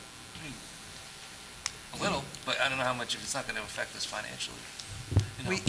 We do meet the state benchmark for it. I know a few years ago we had some trouble in one of the subcategories when it came to QSAC, but our rate has gone up since that time. So What you told us was that there were hundreds of districts that were within 1/10 of a point of us. Yeah. So we don't have a problem. right. I mean, we're. So I get it. I mean, ultimately, it's an indicator that tells us that we need to improve on something. And I do think there's a need to improve it. But I think, as you're saying, Mr. McEnroe, it's something to keep in perspective, too. Yeah, it takes more than the school district to get a kid to come to school. We can educate them when they're here. And the other great thing about Effective School Solutions, and I thank Dr. Shediak for bringing it up, is there's a home component, too. Twice a month, they counsel the parents. They work with the parents Excellent. to work with the children at home to get them to come to school. Again, it's a great program. Is there one thing I would like to see, though, like next year, when this comes out, the data that you have for this year on the number of transfers and that, to look at it as a parallel to see the change in this number versus what the details provide. Yeah, And I sure. think that would be a good indicator of where we're going. Hey, Phyllis, this report here, I mean, it's a great report. Can we curtail it to what we want? Like, because I'd like to see year over year, which isn't here. It's a state publishing. Can we ask? Well, some of this stuff is here. Some of, when I said last year, I went up and looked it up. You had to look Yeah. it up. I so had you to go can't look it ask, I want this category, this No. category. No, I actually went, when some of the numbers I wish it was that looked- easy. I just went to last year, like if we had like a 10th grade, I went to look what the 9th grade did last Gotcha. year, just to see if I could see a correlation, but I actually had to look up each Okay. year. Thank Yeah, you. so that's why I Keep only this went then. back 1 year. We'll keep it and just refer to it next year. Right, and perhaps next year, because this is the first year it's been reported in this format, next year, they might have Oh, it's the more. first year, oh, I didn't realize that. This is the Oh, first okay. year it's been All right. reported in this particular It's a great report. format, so they may have more comparisons. And Mr. Bishada, you had a question? And then Mr. Walsh? Yes, Yeah. two things here. First of all, one of the things that we don't take into consideration, or we don't see in these statistics, that are a foreign student comes into the school district from another country, problems with English, problem with adjusting to the culture, maybe 16, 17 years old and coming in as a freshman. We've seen this already in the district, where the individual feels he can't cope with the education here, and he'll drop out. And, that's one of the statistics that could be driving something that we're not seeing here. That's one thing. The other thing that I have is on the proficiency here, on page 3, and it kind of bothers me. I see, we're below, like in math, and what can we do? I can remember when my sons were going to play football, the coach at that time would get the parents together and explain what to expect. Can we do this with some of the parents and ask them to come to a meeting and try to indoctrinate them that, what you learn in a classroom is only part of it. They need the help at home to make successful students. I'm just wondering if we could establish a program like for freshman orientation, or sophomore orientation. We have the parents come in and actually demand that the parents come in with the student and have a meeting and kind of instill to them that, 6 hours or 7 hours here at the high school or whatever grade school it is may not be enough for that student to achieve what their goals are. That there has to be some parental involvement in order for them to be successful and in order for them to succeed, in life. And with that kind of input and their input, I think we can drive the point that, our statistics will start to increase, but we need the participation other than what we give in the classroom for X amount of hours. There has to be some kind of, parent involvement. Again, I keep on reiterating this, but it's necessary. And I don't think that a lot of the students, what they learn in school is not, that's it. They go home and that's the end of the day for them. And I think you're hitting on both ends of the spectrum, because you mentioned the athletics, and you mentioned, years ago with the football coach or the coach with the player. I think that's still happening with our students who are enrolled in athletics. And most times, student athletes perform better in season than they do off season because of that rigor that's in place. With Effective School Solutions, we're doing it at the opposite end with the students who need significant interventions, where we actually do the parent counseling. Yeah. The question is the students who are not involved in athletics, who are not so far to the end of the spectrum, how do we hit that group? Well, what Mr. Vachada's been talking about, we've been talking about for the last 12 years. You had a parent involvement committee meeting. How many parents came? One. Okay. Yeah, but see, Well, there's how no, do you can't- we've you got to can't- push that. We've got to Well- get parents involved in the education of their, can't force of their children, which is our students. You can't force them, Can't Tom. force them to come. Well, the issue is that, if a student is not performing to standard, we have to send notification home that We the do. parents has to come in and have a discussion maybe with the guidance counselor or with a member of the administration to get them involved and impress upon them that, you know, for your child's success, I know you're looking at me like it's not going to work. We don't teach parenting, you know. I can see that. You know, I raised 2 kids myself, you know, and I was involved in I their think we've all homework. raised kids, Tom, and I'm not disagreeing with you, But I mean, it's been something that we as board members have talked about. Ms. Backlund, how long have we been talking about that? One For of our goals years. is to try to get more parents involved. yeah, I know, but it's, we've got to do something, because if we don't, we're failing. And it's bigger than the school district, it's societal. Well, you know? It is. That's not just Sayreville. And I also No. think too, I mean, you know, if you meet our parents and you talk to parents, you know, I think many of our parents would like to be more involved. Unfortunately, some of our parents live in high levels of poverty. And both parents, if there are 2 parents in the household, might work 2 jobs. Or they may work a job that requires them to work extra hours, and they get home and all they're thinking about is getting food on the table for their kids, getting them bathed and getting them into bed. I mean, it's a reality to many of our parents, particularly our single parents, that you know, don't have a higher income. I think as a school district, one of the things that we've been trying to do is, you know, we've created intervention services for our students, like Effective School Solutions, and like other things at the elementary and the middle school. One of the things that disappoints me is the fact that we have something like the Math Academy or the Literacy Academy, and it's the attendance is not very good, and it's because of the fact that some of our parents that may come from a lower income, they can't get their kids to school before school, or they can't pick them up after school. They're reliant on transportation. So I think as a district, we have to look at strategies outside of the box. How can we still deliver the service to these kids that their parents can't take them here? And I know, I agree with you, Tom, we've got to try to convince these parents, but at some point, it's our responsibility to educate these kids to the best of our ability. It's our responsibility as a school district to make these kids successful, whether their parents participate or not.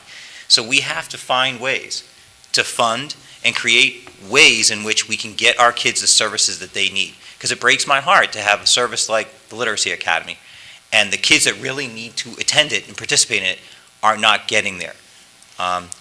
So, you know, whether it's seeing if we can provide transportation for some of these services, whether it's providing these services during other parts of the day, I think that we really, as a district, and we're trying to do that, but funding is a constant issue.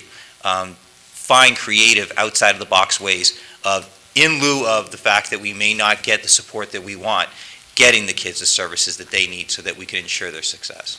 Do you find that those students would have a computer or a smartphone, or could we do something Yeah, online, like before sure. school or after, where the That's- teacher can interact and they could stay at home? That's since part they of the have no creative, transportation? outside-of-the-box thinking that we're trying to look for. Ways of delivering those services. You know, we've already introduced things like ST Math, where if a child has a tablet, they can work on it at home, or reading A to Z, and other types, Achieve 3000, these types of things where the kids can get the services. However, you're then relying on the fact that someone's going to be at home saying, go and do your ST Math, go and do your Achieve 3000. Again, there might not be anyone at home. What's scary is a great percentage of our kids, even in the elementary schools, get off the bus, go home, lock the door, and wait for someone to come home. That's the reality. So we have to find a way, outside of the box, to somehow get the kids the services that they need. Back to Effective School Solutions, we recognize we need that home connection. So Effective School Solutions has an outside of the box. They go out to the home and they work with the parents there. For our other students and our other types of services, we're trying to brainstorm every day on how we can, get over that barrier that Mr. Bishada just described. It's great that you do that. Awesome. But would it be advantageous to possibly bring in a student, teachers, parents, form a small group that meets with you guys every once in a while and see what their thoughts are, what their issues are, and maybe you can solve their issues? Yeah, we can definitely try that. I mean, talking to some parents that are not able to get to functions and see It's hard why. to think like that unless you, if you're not in that position, right? Yeah. Unless you hear it. Yeah, I mean, and when you get to know many of our parents, you recognize that it's not that they don't want to participate because they love their children dearly. It's just that they're trying to survive. They're trying to put food on the table. They're trying to pay their electric bill. And, you know, those things sometimes come first. Making sure kids have a place to live with electricity and running water sometimes comes before making sure that they do their homework. And that's just the reality of things. And that's a reality for a lot of our kids, because Yeah. when you look at our About 39%. We're at about 35%. Yeah.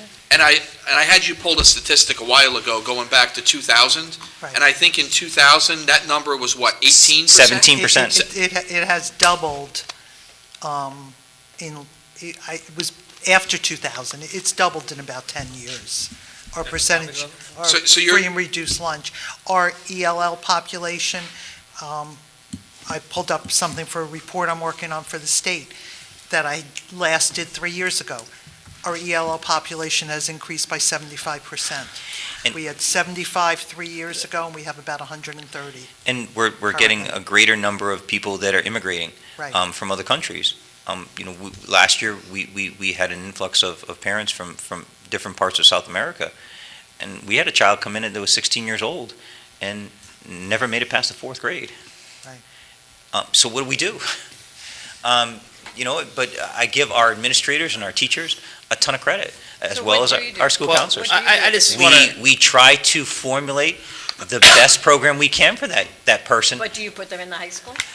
We did, yeah. I mean, it's very difficult, but then we have to really develop an individualized program. But think about it. The child's goes into 9th grade as a 16-year-old.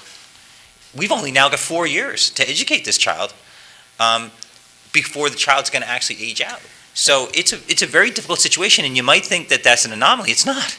It's becoming more of a reality to many of the kids, and I give credit to their parents because they're bringing their children here to get an education so that they can have a better life.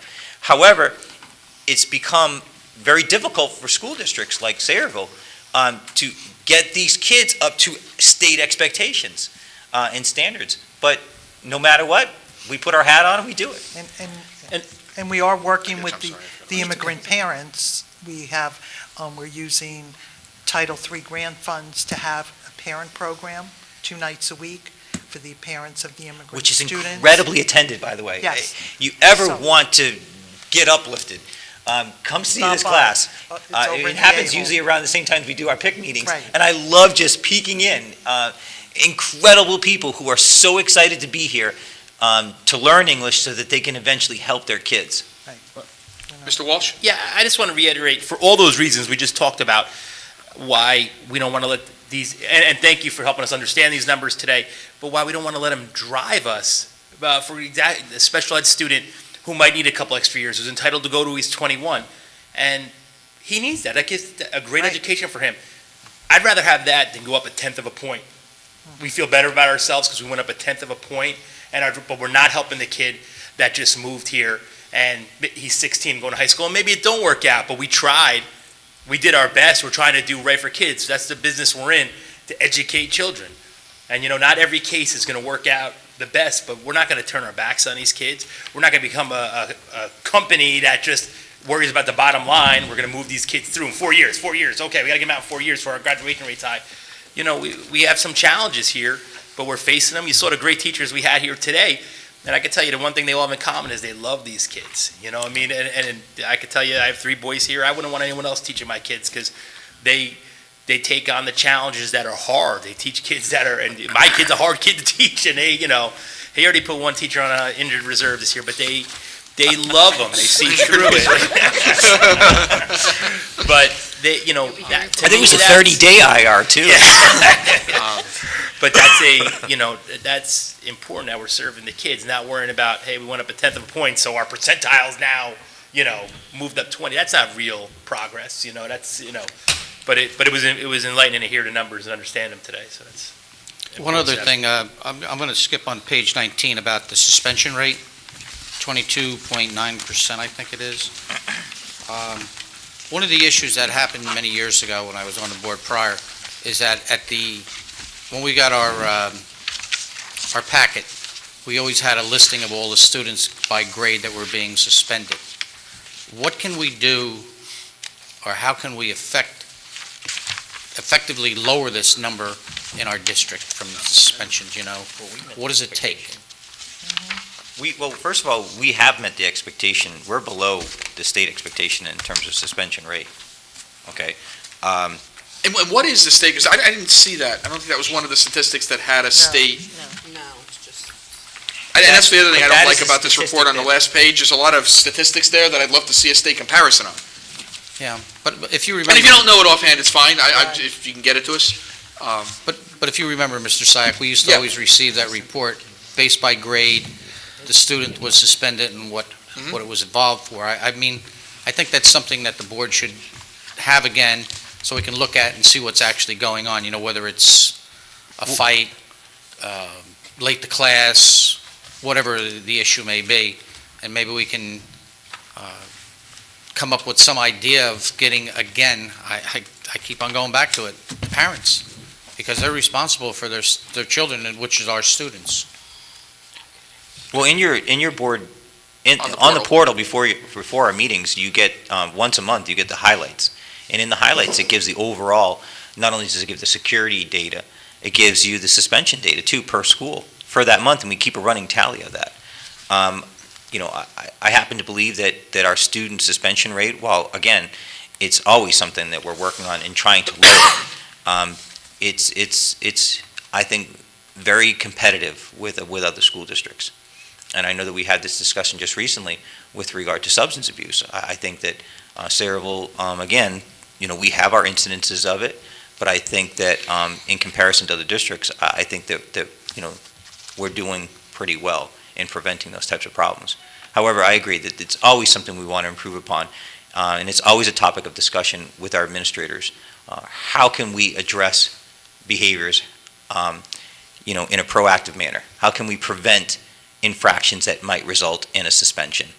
It's always a topic of discussion, and in fact, in our elementary schools, and I'm sure everyone is aware, you can no longer suspend a child from preschool through second grade unless it's a violent act or a threat. You cannot suspend a child. When did that change recently? Yeah, that statute, This year, I think. it went into law this year. So we have to begin to rely on alternative means of, you know, getting a child to understand that certain behaviors, you know, can't, you know, be tolerated in school without suspending them. You used to actually be able to expel students and cut off all educational services up until the Bergenfield case. And I will say, and we've said this before, you know, every school district is required to have either the board or a committee of the board convene to determine if someone would receive a long-term suspension, a suspension over 10 days. And we have a very strong policy with regard to long-term suspensions here. In this district, our students are very much aware, our parents are very much aware that we have a low tolerance for behaviors that are dangerous to other students, themselves, or our staff. And we demonstrate through our actions great follow-through on that. And as you know, throughout this year, we've unfortunately had to place several students in an interim alternative program because of the fact that we take that very, very serious here. And that message does get across very, very clearly to our students and our parents. Mrs. Bacco, anything else? There's only two other statistics I just wanted to bring out. Our post-secondary enrollment rates, we're right on target with the statewide percent, but probably not surprisingly, our two-year college number is higher than the state, while our four-year is lower, but overall, we're on target with the state. The one other statistic on the last page, which that I just personally was interested in, is the faculty ratio at 12-1. Since there was no other data, I just went and looked up some of the other districts that we compare ourselves to: East Brunswick, North Brunswick, South Brunswick, Old Bridge, Edison, Monroe, and we're pretty much on target with that number with those other districts. So I would say that was a good number for us. That one just happened to interest me. And that number's a little misleading too, because that would seem to indicate that our class size at the high school is 12. And I haven't seen many classes of 12 unless they are special education classes. So that's, Well, and I think faculty takes into consideration, all of our certificated staff as well as our paraprofessionals. But if they would use the same numbers in other districts, so I just wanted to Yes, look no, at what it's a other fair comparison. towns. I just wanted to look at other towns that were in our county to see if our number was on par, and it was. yes. All right, any other questions on the high school? The only thing that I noticed pretty much overall, and it was looking at some of them, is the math scores sort of jumped out more than anything, as where we probably need to focus more of improvement on. So, which hence was the question I had asked even at the last curriculum meeting, how do we judge it? How do we, we implement these changes? The one thing of particular interest that we did was the blocking of math in the middle school. Is that impacting us positively or negatively, score-wise, once the students get to the high school? I think this high school data is nice. I think you need to look at the middle school in comparison too, just to look at the high school by itself. If you want to take a look even at ninth grade, I think you'd like to look and see where the eighth grade is. So those type of initiatives, I'd like to see some sort of data on whether we can say, okay, this was definitely a positive change. No, let's try something else. Yeah, and like we said at the last meeting, I think the real proof in the pudding is going to start now, because we did have that continuum change that we're up against, and we did have a new test, the park. But I think next year will be our second year in the continuum change, so we'll really get a chance to compare apples to apples. I also think that, if you look at our goals for this year, we identified Algebra 1 as an area that we want to work on. And coincidentally, we also identified English 11 as a goal we wanted to work on too. So it's going to be very interesting to see how well our kids perform, because those were two goals that we put a lot of attention into this particular year. And we also made an attempt at AP Sciences, and I don't know how much of impact that will have on biology or not, but again, that's what we try to do with some of our goals, is try to identify some of the areas that we recognize even before this comes out that were areas in need of improvement. But even at the lowest levels with the ST Math, IXL Math, some of the things that we put in place, we're blocking in grades 3 through 5 the science and mathematics together. We're providing different professional support for math. Working our way up, we've created that new, very intensive track. So we've done a lot of things. I'm hoping that next year we get a greater picture of whether those measures that we've taken are, promoting progress or not. And I think the several years after that will really give us a great picture of how well we're performing, particularly in mathematics. All right, any questions on high school? Given the hour, I'm going to, unless the board objects, postpone the elementary piece to our next meeting. The one thing I will call the board's attention to, just kind of as a preview, because Mrs. Bacco already hit on it as part of the high school, and I've already spoken to Mrs. DePinto about the UES, and we're seeing the same trend. Typically, I shouldn't say typically, traditionally there's been an achievement gap, and this is not just speaking Sayreville, this is generally, with your Hispanic students, your English language learners, your economically disadvantaged, where they tend to lag the state average. And we didn't see it so much at the high school level. We saw it a little, but not much. At the elementary level, at the UES level, we're actually seeing where those groups are exceeding the state average and are doing very, very well. But what we're trying to understand is the white population is actually beginning to lag the state average. And you can have a white English language learner, you can have a white economically disadvantaged student, so those particular barriers or challenges could be affecting that population, but that's something that as we go through the elementary and the UES results, you're going to see that phenomenon. So we can talk about that more as part of those results. Yeah, we talked about that at the curriculum meeting, the white population. We saw a big change there.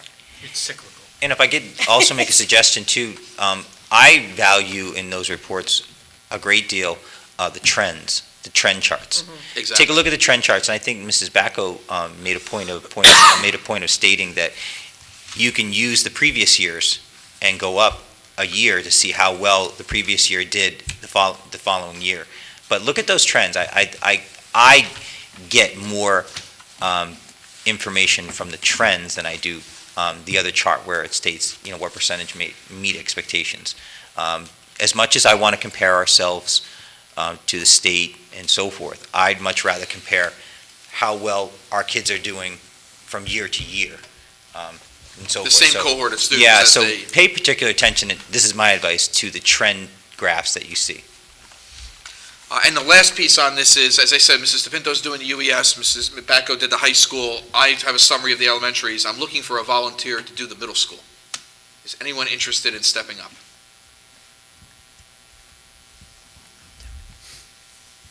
Mrs. Bloom, did I hear something? Yes. There we go. I was just gonna If you say- leave silence long enough, I was just someone gonna always volunteer. cracks. Fantastic, Beat me thank you. to it. All right, so we'll move on to correspondence. We have our monthly technology work order reports and maintenance reports. The minutes are being removed from the agenda. There are some corrections that need to be made to the minutes that Ms. Hill will take care of and send back out to us. They're mainly cosmetic corrections, but they need to be made from a legal standpoint. And then we'll move on to the superintendent's report, which I've asked Dr. Labby to summarize and just hit the major key items, given our extensive academic discussions this evening. Fast as I can with this. I'm actually losing my voice too, so. Perfect timing. I have my voice at some point today, but I don't know what happened. Numbers 12 and 14 on pages 3 and 4, we're asking you to approve our board attorney, our board auditor, as well as our board architect. Number 16 should be found on page 4. We're asking you to approve an extension to our contract with Spring Board Education, and that's for the next school year. Number 17 should be found on page 4. We're asking to accept an incredibly gracious donation by the Wilson PTO. We can't thank them enough for it, for some Chromebooks. Numbers 18 and 19, which should be found on pages 4 and 5. We're asking to accept the Substance Prevention Municipal Alliance Grant. Number 20, which can be found on page 6, we're asking to approve a pizza contract to the two lowest bidders. No more You can whole wheat find that pizza? on page 6. No more whole wheat pizza? It's still whole wheat pizza. So, nice try, Mrs. Bloom. They are relaxing the regs, though. I think Yes, that's coming. There's good news on the way. Yes. Rice Krispie treats for everyone. Number 21, which can be found on page 6, we're asking to approve the Sayreville War Memorial High School in the New Jersey State Interscholastic Athletic Association for the 17-18 school year. Number 22, which can be found on page 6, we're asking you to fund the FBLA National Leadership Conference trip for our wonderful FBLA team, and they're going to Garden Grove, California. Number 23, which can be found on pages 7 and 8, we have several building permits. Naturally, some in accordance with our district facility use and fee schedule. Number 24, which can be found on page 8, we're asking you to approve transportation for the Sayreville prom, similar to what we did with the junior prom. Number 25, which we can found on pages 8 and 10, we have other student trips, including our summer enrichment program, who will be taking students on trips throughout the summer. And naturally, the trips as well as the compensation of for salaries for our summer enrichment program are paid for out of the adult school. Any questions? We still have a few more, number 26 and 28. We have several more student trips, which we found on pages 10 and 11.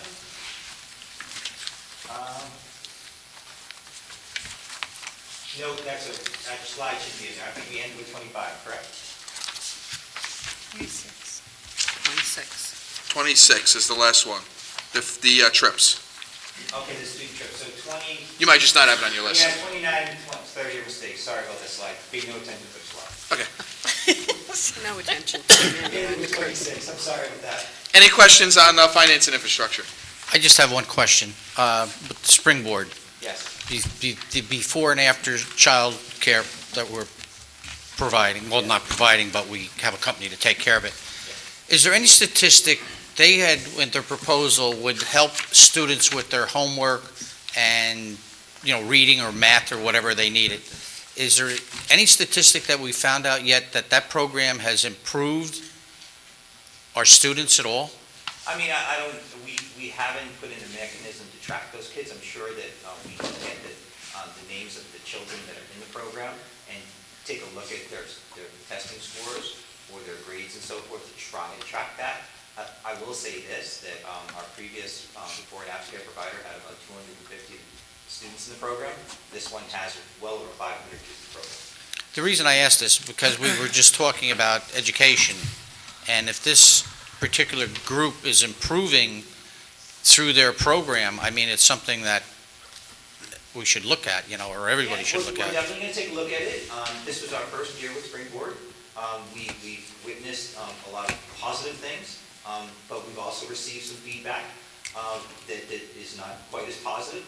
So I will be meeting with a representative from Springboard in June to talk about some of the feedback we've received of a positive nature and some feedback we've received that is not positive, and talk about some recommendations to see how we can improve some of those things.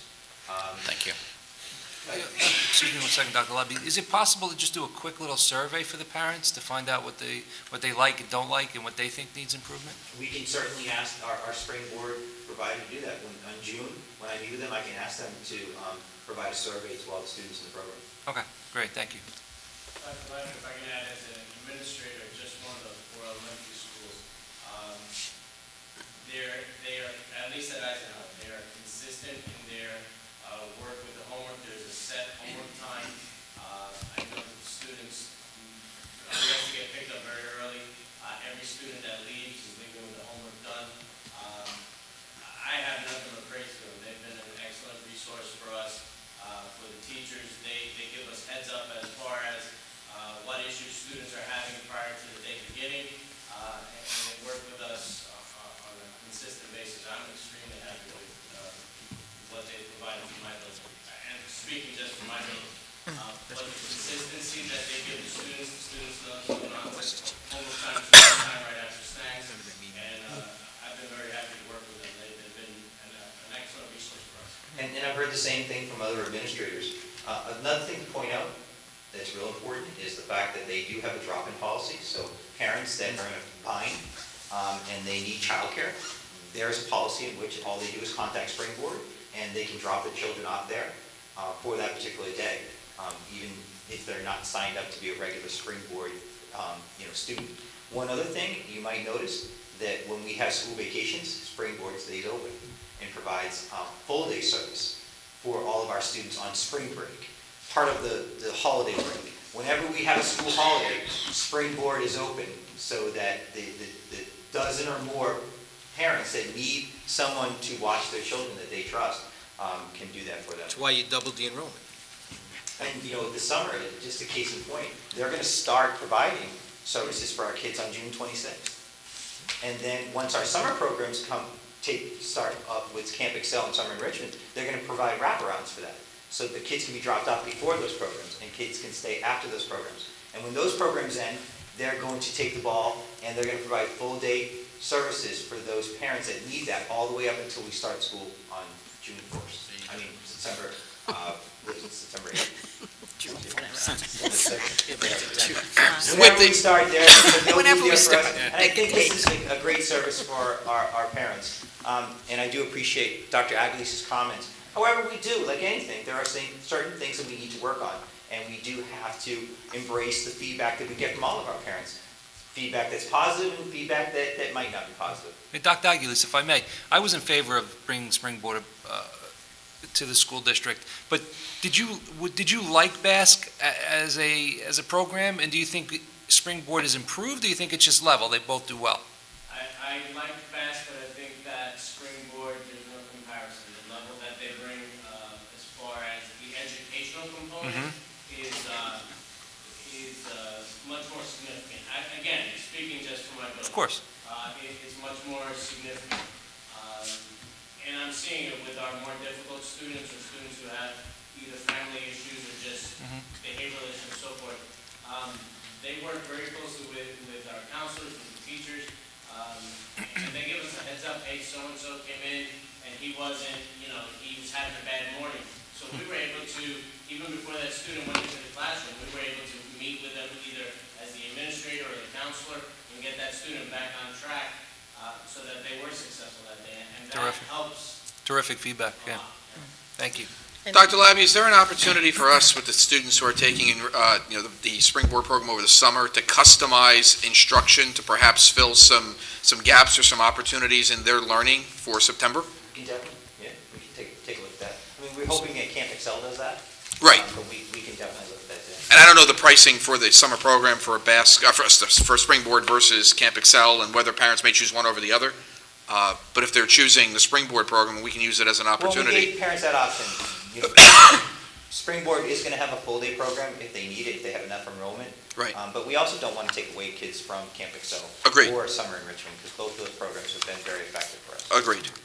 Mrs. Backo, did you Yeah, have I something? just wanted to add, while it's the same school as Eisenhower, when I go to the PTO meetings there, sometimes I see parents leave and students leave, and I've always gotten very good feedback on Springboard from the students. The students seem very, very excited to be there. They want to come back, and so just, I mean, it's the same school, but I've gotten the same And feedback. that's generally the same feedback that I've received from all of our schools. However, again, I want to be sensitive to some of our parents that might not have had a positive experience with it. Always opportunities for To growth. improve, exactly. Moving ahead, if there's no more questions or That- comments? Hey, hold on. Just, Mr. Balka? A, number 8, page 2, abstain on. My standard. Sorry about that. Anything else on finance and infrastructure? Student achievement, number 1, we're asking you to approve the marking period, back to school night, and conference calendars. I thank Dr. Shediak and her faithful administrative assistant, Mrs. Craddock, for getting this done at a very early stage. Normally, this is not done until the actual close to the beginning of the school year, so I thank you very much for that. I think our staff appreciates, and our parents appreciate that as well. Numbers 2 through 5, as well as number 6, which can be found in the addendum, we're asking you to approve some co-curricular activities and 1 trip. And again, that can be found on page 11 as well as the addendum. Any questions on Vision 2030 student achievement? Next. Seeing none. Governance, we're asking you to approve a corrective action plan for the non-compliance with the anti-bullying Bill of Rights. You can find that on page 11, and that's part of your attachment Board of Education members. Number 2, which can be found on page 11, we're asking you to approve the abolishment of the position of financial bookkeeper. And number 3, we're asking you to approve 2 administrative job descriptions, and you can find them in their entirety on the agenda. Any questions, comments? Next. Seeing none. Moving along to personnel. We do have a couple more retirements, and I did want to make sure that I gave an acknowledgement to the people that announced their retirements that I did not have a chance to say things about during the last meeting. So, Mr. Sayak, if you allow me to, I'll go rather briskly through this. We've already talked about Mr. Abiscato.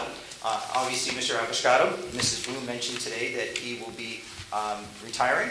And not to go over exactly what was said, because they look a little similar, I'll do my best to get through this. Joseph Abiscato, also affectionately known as Pops, Sayreville BOE senior counselor, obviously, as was stated earlier, will be retiring in June. He is well known throughout the district as a very outgoing, fun-loving, and humorous professional who is very popular among his students as well as his staff and administration. Mr. Abiscato's career in Sayreville totals 34 years, which includes 32 as a middle school and high school counselor. He's been recognized as a leader in counseling community, and as Mrs. Blue mentioned earlier, he was the Middlesex County Vocational Technical Schools Counselor of the Year.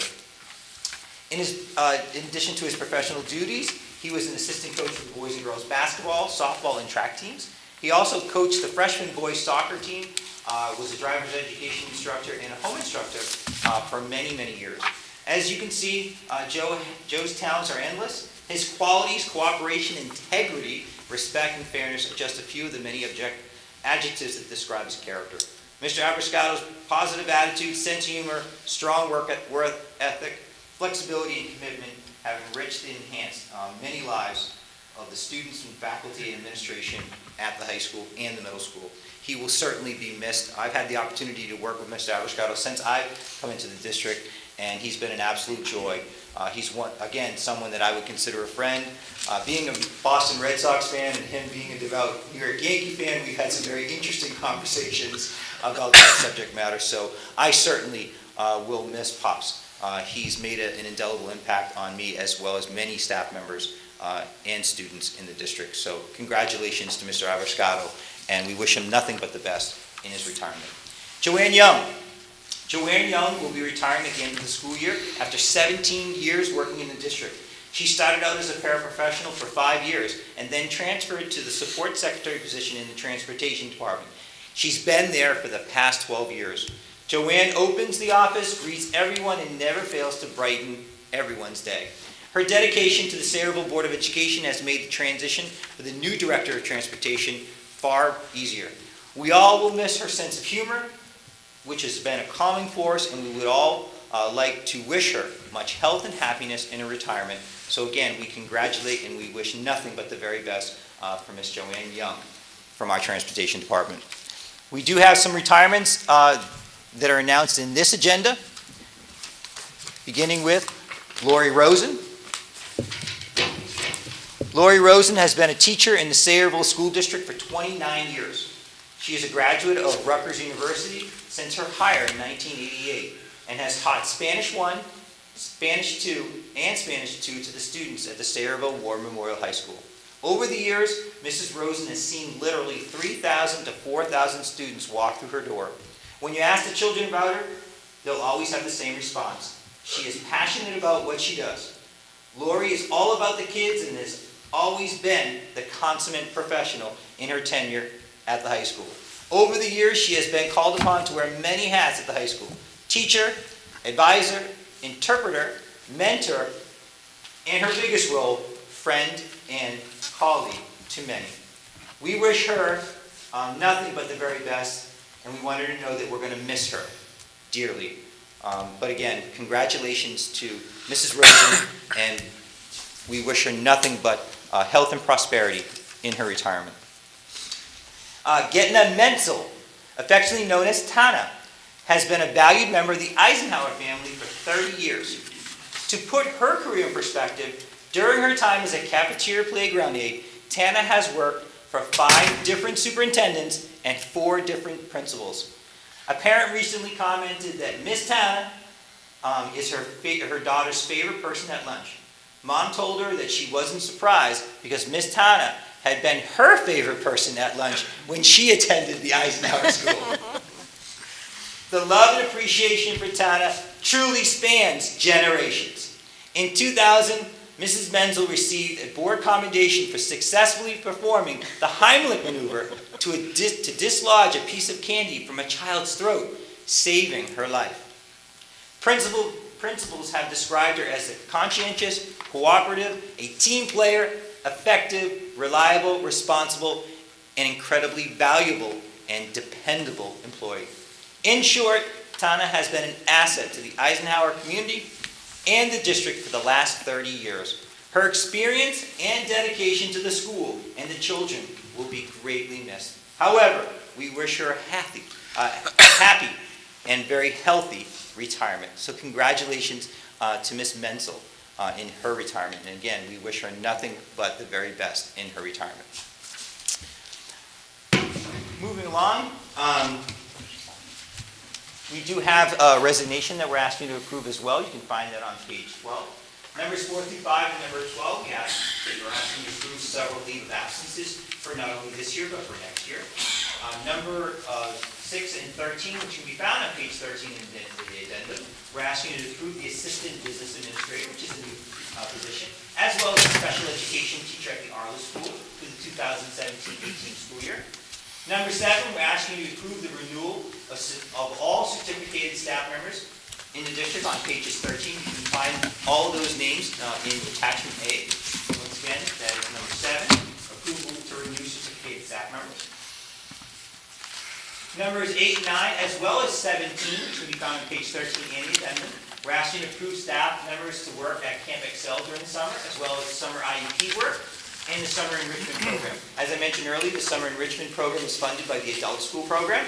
As you'll note in attachment C, the Summer IEP work, there are no hours listed yet, just the rates, because our child study team members have to provide me with the work that needs to be done. At the next meeting on June 13th, June 27th, and then the 2 meetings in the summer, you'll see that spreadsheet revised. But I did put the total amount that we budgeted for the summer IEP work. I don't know if we're going to meet that or not. Again, during the next board meetings, you'll begin to see those numbers grow in terms of what summer work we need to pay our teachers, as well as our child study team members and therapists. Number 10, which can be found on page 14, we're asking you to approve secretarial summer hours sidebar agreement with the Sayreville Board of Education and Sayreville Education Association, you can find that on page 14. Numbers 11 and 18, which can be found on page 14 in the addendum, we're asking to approve some professional days. Number 16, which can be found on the addendum, we're asking to approve advisors and coaches working in the summer unified track and field season. As you know, we had a fall season, we did soccer. In the spring, we had basketball, and we're going to finish our unified sports season with track and field. That'll actually be paid out of the IDEA grant, not our Special Olympics grant. Numbers 14 and 15, which can be found in the addendum, we have 6 substitute teachers that we need you to approve, as well as 1 non-certificated substitute who will be doing substituting for secretaries when necessary. Any questions on Vision 2030 personnel? I have a question. I don't want an answer now, and I want to make a long conversation out of it. But when I looked at the approval of their certificated staff, and this is just my own impression, and just myself, I've been looking at years of service of people just through contract negotiations. One statistic I never do see is teacher retention and what our turnover is. And I think that is also pertinent to student performance. So is there a way that we can get a number on how our teacher retention numbers are and how that stacks up? Because it looks to me that we have a large non-tenured population. We have a large number of lower years of service, and it could be just for retirements, it could be from anything, but the actual teacher retention rate would actually be a better number to look at. I can't just look at that isolated.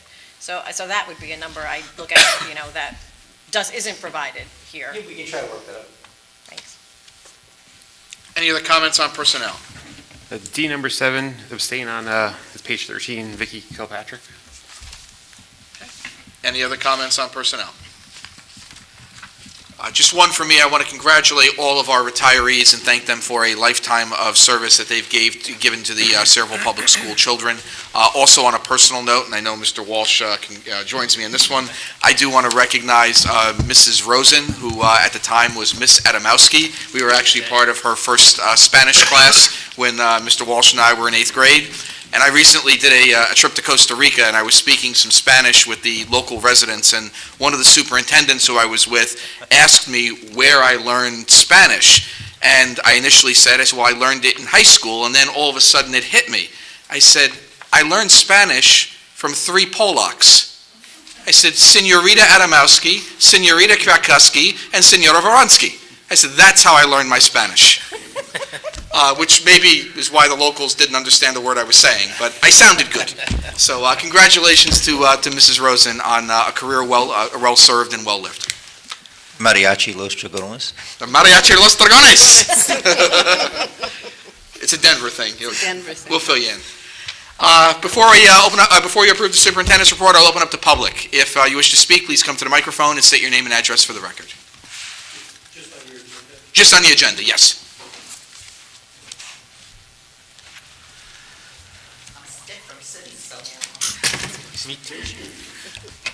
Barbara Kilcummins, 22 Schmidt Street. One quick question. Why are we removing the position of financial bookkeeper? I think Ms. Hill could use all the help possibly that she needs, and why are we omitting this position?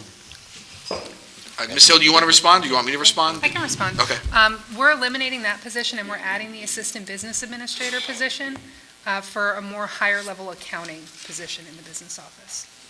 Oh, so the new assistant superintendent will be doing the bookkeeping then? No, assistant business administrator. The assistant business administrator. Oh, the assistant to you? Yes. Correct. Okay, Yes, fine. so it's going to be a So it's very headcount different neutral. position. Yes. Okay, that explains it. The other question is, when I look at some of these trips, and you know that's always been in my crawl, how I want these children to go on trips and whatnot, I see we're paying for this international society, the bus, but yet the French Honor Society, they had to pay for their own bus. So I'm just wondering, is there a policy that you follow, that some we pay for, some we don't? And I don't think it's fair, to tell you the truth. The other thing is, I spoke to someone who has been a coach for Olympics of the Mind, also going, came in 4th in the world last year, whatever. They've come in 1st in the state with the Olympics. They raise money all year round. Flea markets, chances, everything else, to help finance them to go. Because when I look at this one, and you know I've been a proponent for the future business leaders, that it's important and I wanted them to go, which I helped raise the money, 3 years ago or whatever, 3-4 years ago, for a student to go. I see like now, we had just one student, and now we have 11 going, or 13, whatever, was 11 plus 3, 14 students going.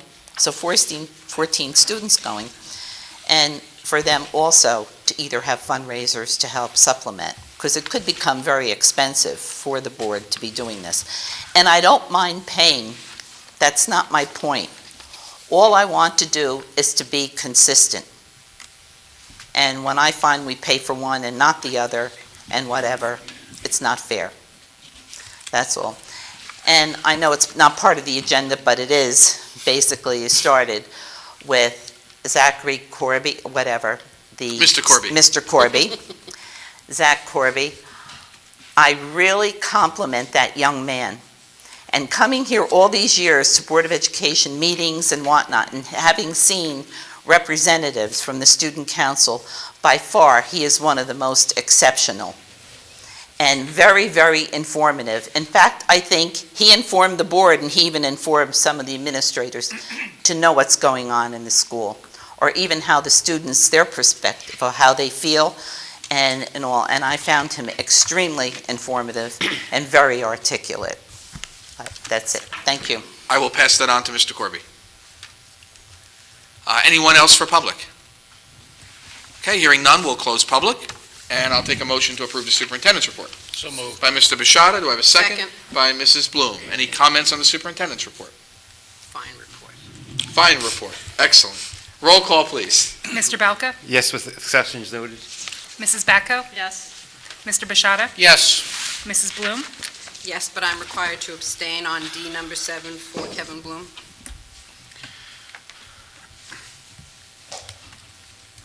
Mr. Esposito? Yes. Mr. McAgnone? Yes. Mr. Walsh? Yes. Mr. Syak? Yes. Committee reports, Vision 2030 Finance. I'll try to keep it brief. We met last Tuesday. Everybody's tried that I'm tonight. going to It's not working. Okay, first item was bus number 37. We're waiting a third quote. After we receive it, we'll schedule it for repairs. Next thing we talked about was varsity baseball fields. We received a price for a cheap fix at $300,000 and a more expensive $1.2 million quote to change it to turf. We're still waiting for more prices and are sending the project to the infrastructure team for their recommendations. Okay, we talked about You this. better send it to some grant money, too, while you're at it. Okay. We talked about some files in some rooms in Slover School, and we're going to hire a company to do one of the rooms to catalog the necessary items and destroy the rest that are no longer needed. We discussed the anticipated fund balance and reserves and are recommending that we pass the same resolution as we did last year, recommending amount up to $1 million to be transferred into capital reserve at the end of the year this year. We were just talking about the Secretary of Transportation who's retiring, and we're planning on replacing her with 2 10-month part-time secretaries. We discussed a vacant part-time special service secretary, and instead of replacing her, making one of the other part-time secretaries full-time. The committee and administration are not quite in agreement yet on this, and we're trying to go for a 10-month position versus a 12-month position, because if we go with the 12-month position, you're going to get 4 weeks vacation, making it basically an 11-month position. So we're still going to iron those things out yet in the next meeting. We discussed part-time security guards, but no decision has been made yet. It looks like we're going to be putting 5 part-time security guards in each of the elementary schools. We discussed CCLs at the high school and middle school. Looks like we're keeping, well, you receive this, the same auditors for next year. We're keeping the prices for breakfast and lunch the same. What was the thing you discussed right before the auditors, the what, the ECLs? CCLs. Oh, CCLs. Yep. You want to explain for the public what that is? Let me find it. Core curriculum leaders? Yes. Dr. Lively can do a better job of saying it for me. Exactly, core curriculum leaders. It's a stipend position. It's middle school and high school we're talking about adding them to. And then The last thing that was brought to our attention is that we're spending over $34,000 on the 2 trips for the FBLA and the Odyssey of Mind, and we'd like the policy committee to take a look at it to see what other school districts have in regards to policies for covering such expensive trips, because it's starting to take a big bite out of the budget. Okay, policy can take that up. And that's all. Okay. Moving on to the infrastructure side. Mr. Sack, we had our meeting tonight, 25-minute, very effective meeting. Unlike this meeting. Did he say something? Mrs. Bloom, Mr. Esposito, and myself, along with the administration, we don't fool around. Gotcha. And Mrs. Baseball Bloom too? field- Mrs. Bloom too? I said your name. I didn't hear him say You it, did. I'm sorry. You ready first? Someone was talking in my ear. All right. Well, pay Basically, attention. what we're doing, the baseball fields that Mr. Balca talked about, we're looking about reconstructing it in a different perspective. We're still waiting for some quotes. The track is completely redone. It's usable. Repairs are done. Truman petitions, the bids will be opened on 6/6/17. The transportation office is moving to Slover. There's going to be a mini bus compound there also. Future window projects are the Arleth windows, which will go out. Wilson bathroom, there's $64,000 for that. ESIP, which is an energy conglomerate, they're going to figure out a cost of the product that they sell, and the savings will be offset by the savings. We as a committee decided that the maintenance department needs new vehicles. We are going to get quotes, and at the next meeting, we're going to recommend to the Board of Education what we should purchase, and that's it. Thank you. Moving on to student achievement. Mrs. DePinto isn't here. The student achievement meter. You haven't met. Okay. Policy has not met since the last meeting where we approved the policy. Personnel, Mr. Walsh. Has not met since the last meeting. Okay, thank you. Delegate to New Jersey School Boards Association, I sent out the delegate's handbook to everyone. I hope you had a chance to read it. I will vote in accordance with the recommendations unless there's any direction from the board otherwise. Okay, hearing none, we finished that off. Special committee reports or any discussion? For the Vision 2030 Culture and Climate Committee, I did get a response from Mr. Coyle from the custodians, okay? Some of the ways to improve morale, number one, would be recognizing the workers for their loyalty. Number two would be honoring employees for years of service, such as 20, 25, etc. Some of the things that the board is doing right, number one, hiring Dr. Labby as superintendent, and number two, open lines of communication with the board. So these were their recommendations, and the principals, we can't get them to move, right, Ed? The CEO is going to meet with you later to let you meet with the committee in person to kind of discuss what we discussed in the last board meeting, as well as give you the feedback you look for. Sounds good, thank you. Any other items? If I may? Yes. Zach, since Mr. Balca brought up security, I don't know if it's proper at this point in time, but because, I mean, the next school year is approaching quickly, could we take some sort of vote this evening to formalize, or at least get on the record that we will start providing security in September? And then, if that passes this evening, with the help of the security committee, local police officials, I'll come up with a comprehensive plan, including costs, which we think is around $110,000 for the upcoming year at our next board meeting. I don't know if this is a proper time to take a vote or not. So you're looking for direction to basically come back with Well, I'd like specific to- actions and costs? No, I'd like it to be official. I'd like a yes or no to go forth with this. And then I'll present, like I said, a more formalized plan next meeting.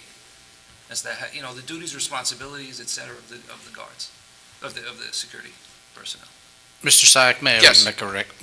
may I make a recommendation? Sure. That what Mr. Esposito is proposing that we discuss after he makes his recommendations at the next meeting with a vote yea or nay. I'm sorry, I'm confused on No, what he you're wants a recommending. vote about the $100,000 and some for the door monitors, am I correct? Is it just the door monitors, or is it other No, it's for the upcoming year, we want each school to have, during school hours, someone monitoring the doors to keep people who are not supposed to be in the school out. Those are the part-time security people. That's correct. The Finance Committee was letting away from door monitors and going to part-time security guards instead. That's what we were leaning to at the last meeting. Right. But because we were getting pushed up against the meeting for disciplinary meeting, we just never finished the discussion, so. Yeah, we started a discussion on salaries, actually, and I think the concern was how much we would have to pay them and whether we can get them at the price that, Ultimately, we were looking for the Class 3 officers, but we don't think, Eventually. Right, we yeah, don't we think that talked about the for the Class 3 rates that officer we're price as looking well. at, we probably won't get any work. Now, are anyway. you looking for a consensus of the board that we want to move forward with this? I do. I want something official, so, because time is of the essence, right? September's coming up quickly, so we can sit down with the police, get these people hired, trained, background checks, and, put them in place for September 5th or 4th, whenever we start school. Mrs. Vacco? yeah, I just would have a request, because one of the things that we did discuss at the finance meeting, and we discussed about it even in the budget process, was price versus value, pretty much is what we were talking about, and what type of person we can get for the money. So what I think I would like to see from the security committee, what was brought to us was part-time security guards, and we know how much we pay part-time security guards, that's a given. So I think what I would like to see, how much do you think it would cost relative, since that's already given, to hire a Class 3 police officer, the difference between the two, the total prices. I'd like to see that before I would make a decision, what I would want to do, because we did even talk about it budget season, maybe we need to bite the bullet and go maybe for a Class 3, maybe phase them in slowly. Right.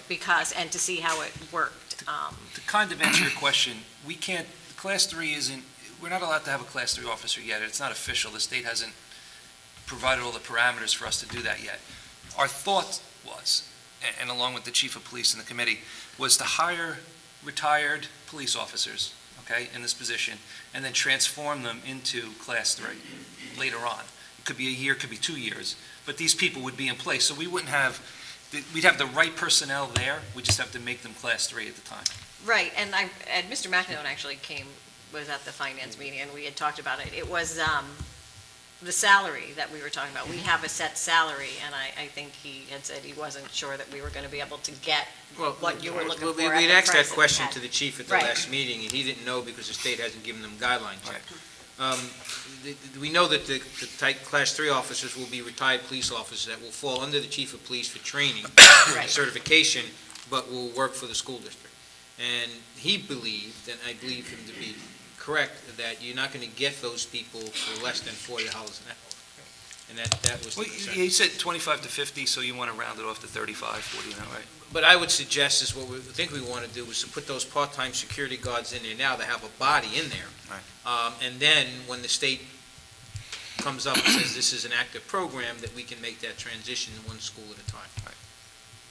And I think what Mr. Esposito is asking is, does the board want to have a security type of personnel in each one of our buildings? I think that's the first thing. If that's not the case, then we should not move forward. I believe that from the conversation we had in the past, that is the desire of the board. And I think that's what he's asking. Like I said, I don't know if it's the proper time to take a vote now as to whether we want to do this. So let's ask this question. Is, Mr. Machado?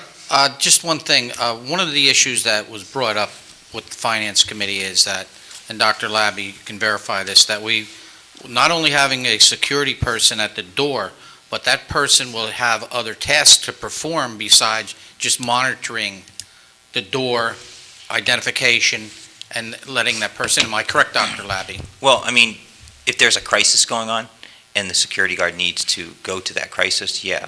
Then No, I'm talking about the door monitors. Right, that's what I'm saying. It's the same, it's one Their and the same. primary responsibility will be to be at the front door. Again, we talked about this before at our meetings. The greatest way to protect our staff and students is to limit the flow of people in your building. So that will be their primary responsibility. However, with regard to what you're saying, Mr. Pichata, if there's a crisis in the building, then we may want our security guard to go to that crisis to assist, with resolving it.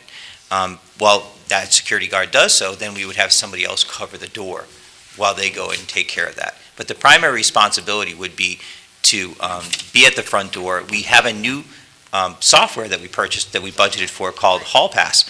It's being implemented as a pilot at the high school and been incredibly effective in monitoring and managing the visitors, the information about the visitors that come into our school. Well, you need somebody to be doing that. So that's what this person would be doing at the front door, and basically greeting everyone that comes to that door and exercising specific procedures to make sure that that person is supposed to be there and that they are who they are saying that they are.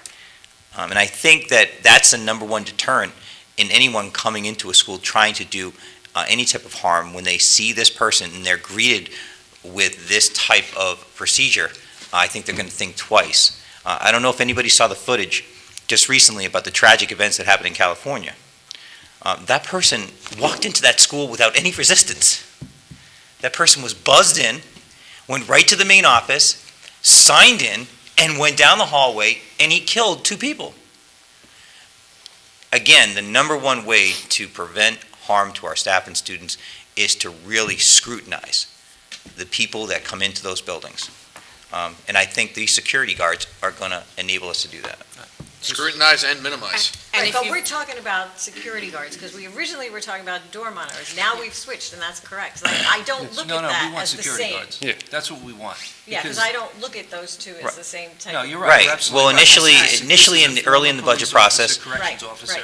And this was the first we had heard. is it that. correct? Yeah. Right. We initially talked about, to be fair, in the budget process, because it's a higher cost. Right. So we looked at just getting someone to monitor the door at potentially a rate of, $10 an hour. But we also then, looked at the fact that we do have a position within, that's recognized in the SEA contract as a part-time security guard. And I think that that would enable us to find someone. And I recognize that, it might be difficult to find a retired corrections officer, police officer, or even security guard are roughly around $21 an hour, but I think we can. I think that there are people that we can find that will do that job for $21 an hour. So let's start off with this. Is anyone opposed to looking at September 1, having some type of presence in our buildings to provide security and monitor our doors and provide, basically a safe environment? Is anyone opposed to that? All right, so Mr. Esposito, we've got approval for the concept. I think the next step would be if your committee could come up with either a recommendation for what specifically you're looking for and/or 1 or 2 recommendations, and then perhaps you're chair of that committee, correct? Yes. You could meet with the finance committee at their next meeting and run through the recommendations and see if we can harmonize this and get agreement to bring to the board? Does that sound like a good approach? Sounds good to me. Mr. Bowker, you're okay with that as chair of finance? And then hopefully at the next meeting, we can have, either the next meeting or the June 27th meeting, we can have a recommendation that both the security committee and the finance committee can live with. That work for everyone? That's great. We're going to harmonize. Let's get it done. And I'd like to say, Low if cost. anyone has been into the high school lately, I did come in, and the security guard was there with the new software, and I had my little Board of Ed tag on it. She said, well, you can use that, but do you want to see how this works? And I said, absolutely. She takes your driver's license, runs it through the machine. Now your visitor's pass is your driver's license. It's a sticker, okay, that you wear, and she clocks you in the time, and then they know that you're in the building, and if anything goes down, they know that you're in the building because you haven't signed out yet. You have to go back through her to get out, and it was Michelle was covering because Lenny was on lunch when I came in. But it was very efficient. I was very impressed. And, Deny you entry? we average at our schools. They allowed me to enter, yes. We average at our schools, we was asked, how many people visit our schools. And we're averaging about 35 visitors a day to the schools. And we do provide boxes that our parents can just drop off papers, drop off lunches. Even at Salover, we have a drop box. But that's 35 people that sign in to our schools daily. It's too many. I mean, really and truly, because you don't know, I know it could be drastic, but there's a domestic dispute going on. There's a custody issue. So I look like a great dad. I'm coming in to drop off my papers, and I'm taking my kid out, and I'm causing an issue. Well, in case in point, Mr. Esposito, the case in California, it was a domestic problem, and had someone verified, first of all, hello, Mr. Johnson, or whoever the person's name was, do you have an appointment Well, no, then we're going to call down to see if you should, and if someone would have done that, That's the procedure, yeah. the person that he was having a conflict with, I'm sure of, would have said, don't let him down. But that wasn't done. No, there was no resistance at all. That man just signed in, and he went down to that classroom and inflicted great harm and tragedy.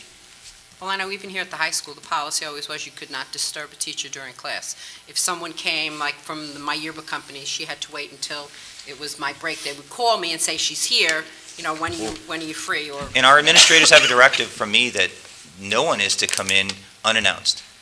You need to make an appointment. You want to meet with your child's teacher, you want to meet with a principal, you make an appointment, and so forth. And once you are on that, we will put you on a list. And then when you come to the door, Mr. Syak, you have an appointment, okay, can I see some registration to see if you really are Mr. Syak? And once we confirm that, then we let you in, and we prepare to take you down to the room or to the place where you need to go within the school.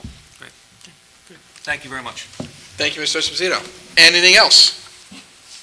Okay, hearing none, we'll open it up to public for any item concerning the school district. Please come to the microphone, state your name and address for the record.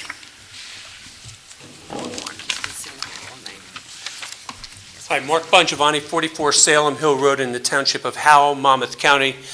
Here tonight as Vice President for the Howell Township Board. At our April meeting, we passed a resolution regarding Mr. Sayak's involvement with the National School Boards Association. But as part of our discussion, we felt it was very important to make that presentation at one of your meetings because as your peers, as other board members, we recognize that nobody reaches that level of success other than with the support of this current board and the past boards that you've served with here in Sayreville. So I'd like to present you with the resolution. I can read it real quick if it's up to you. Absolutely. I wish I knew you were here for this purpose. I wouldn't have made you sit for... Stick around this whole Kevin, you know how... 3 hours. I'm a board member and I'm a trainer. I'm willing to sit there for hours and listen. It was all very interesting. I thought you were here to steal You our don't know how many times I wanted to chime in. Sit here, I'll go. You don't know how many times I wanted to chime in. Whereas Kevin Syak was first elected to Sayreville Board of Education in 1994 at age 19 while still a student at Rutgers University.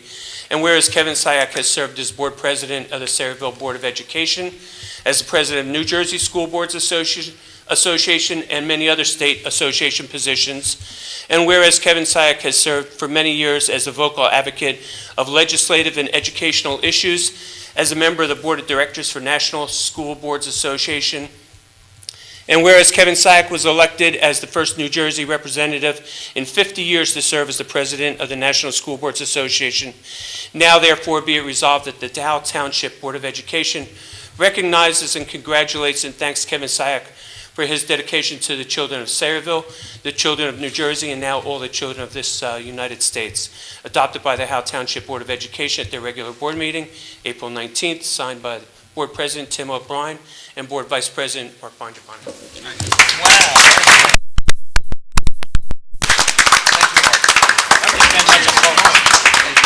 Stand up and go home. Thank you. There you are on the phone. You still there? You had to wait 3.5 hours? Yeah, usually when people, if people stick around that long, they usually have something really mad or something. Because we were at advocacy training.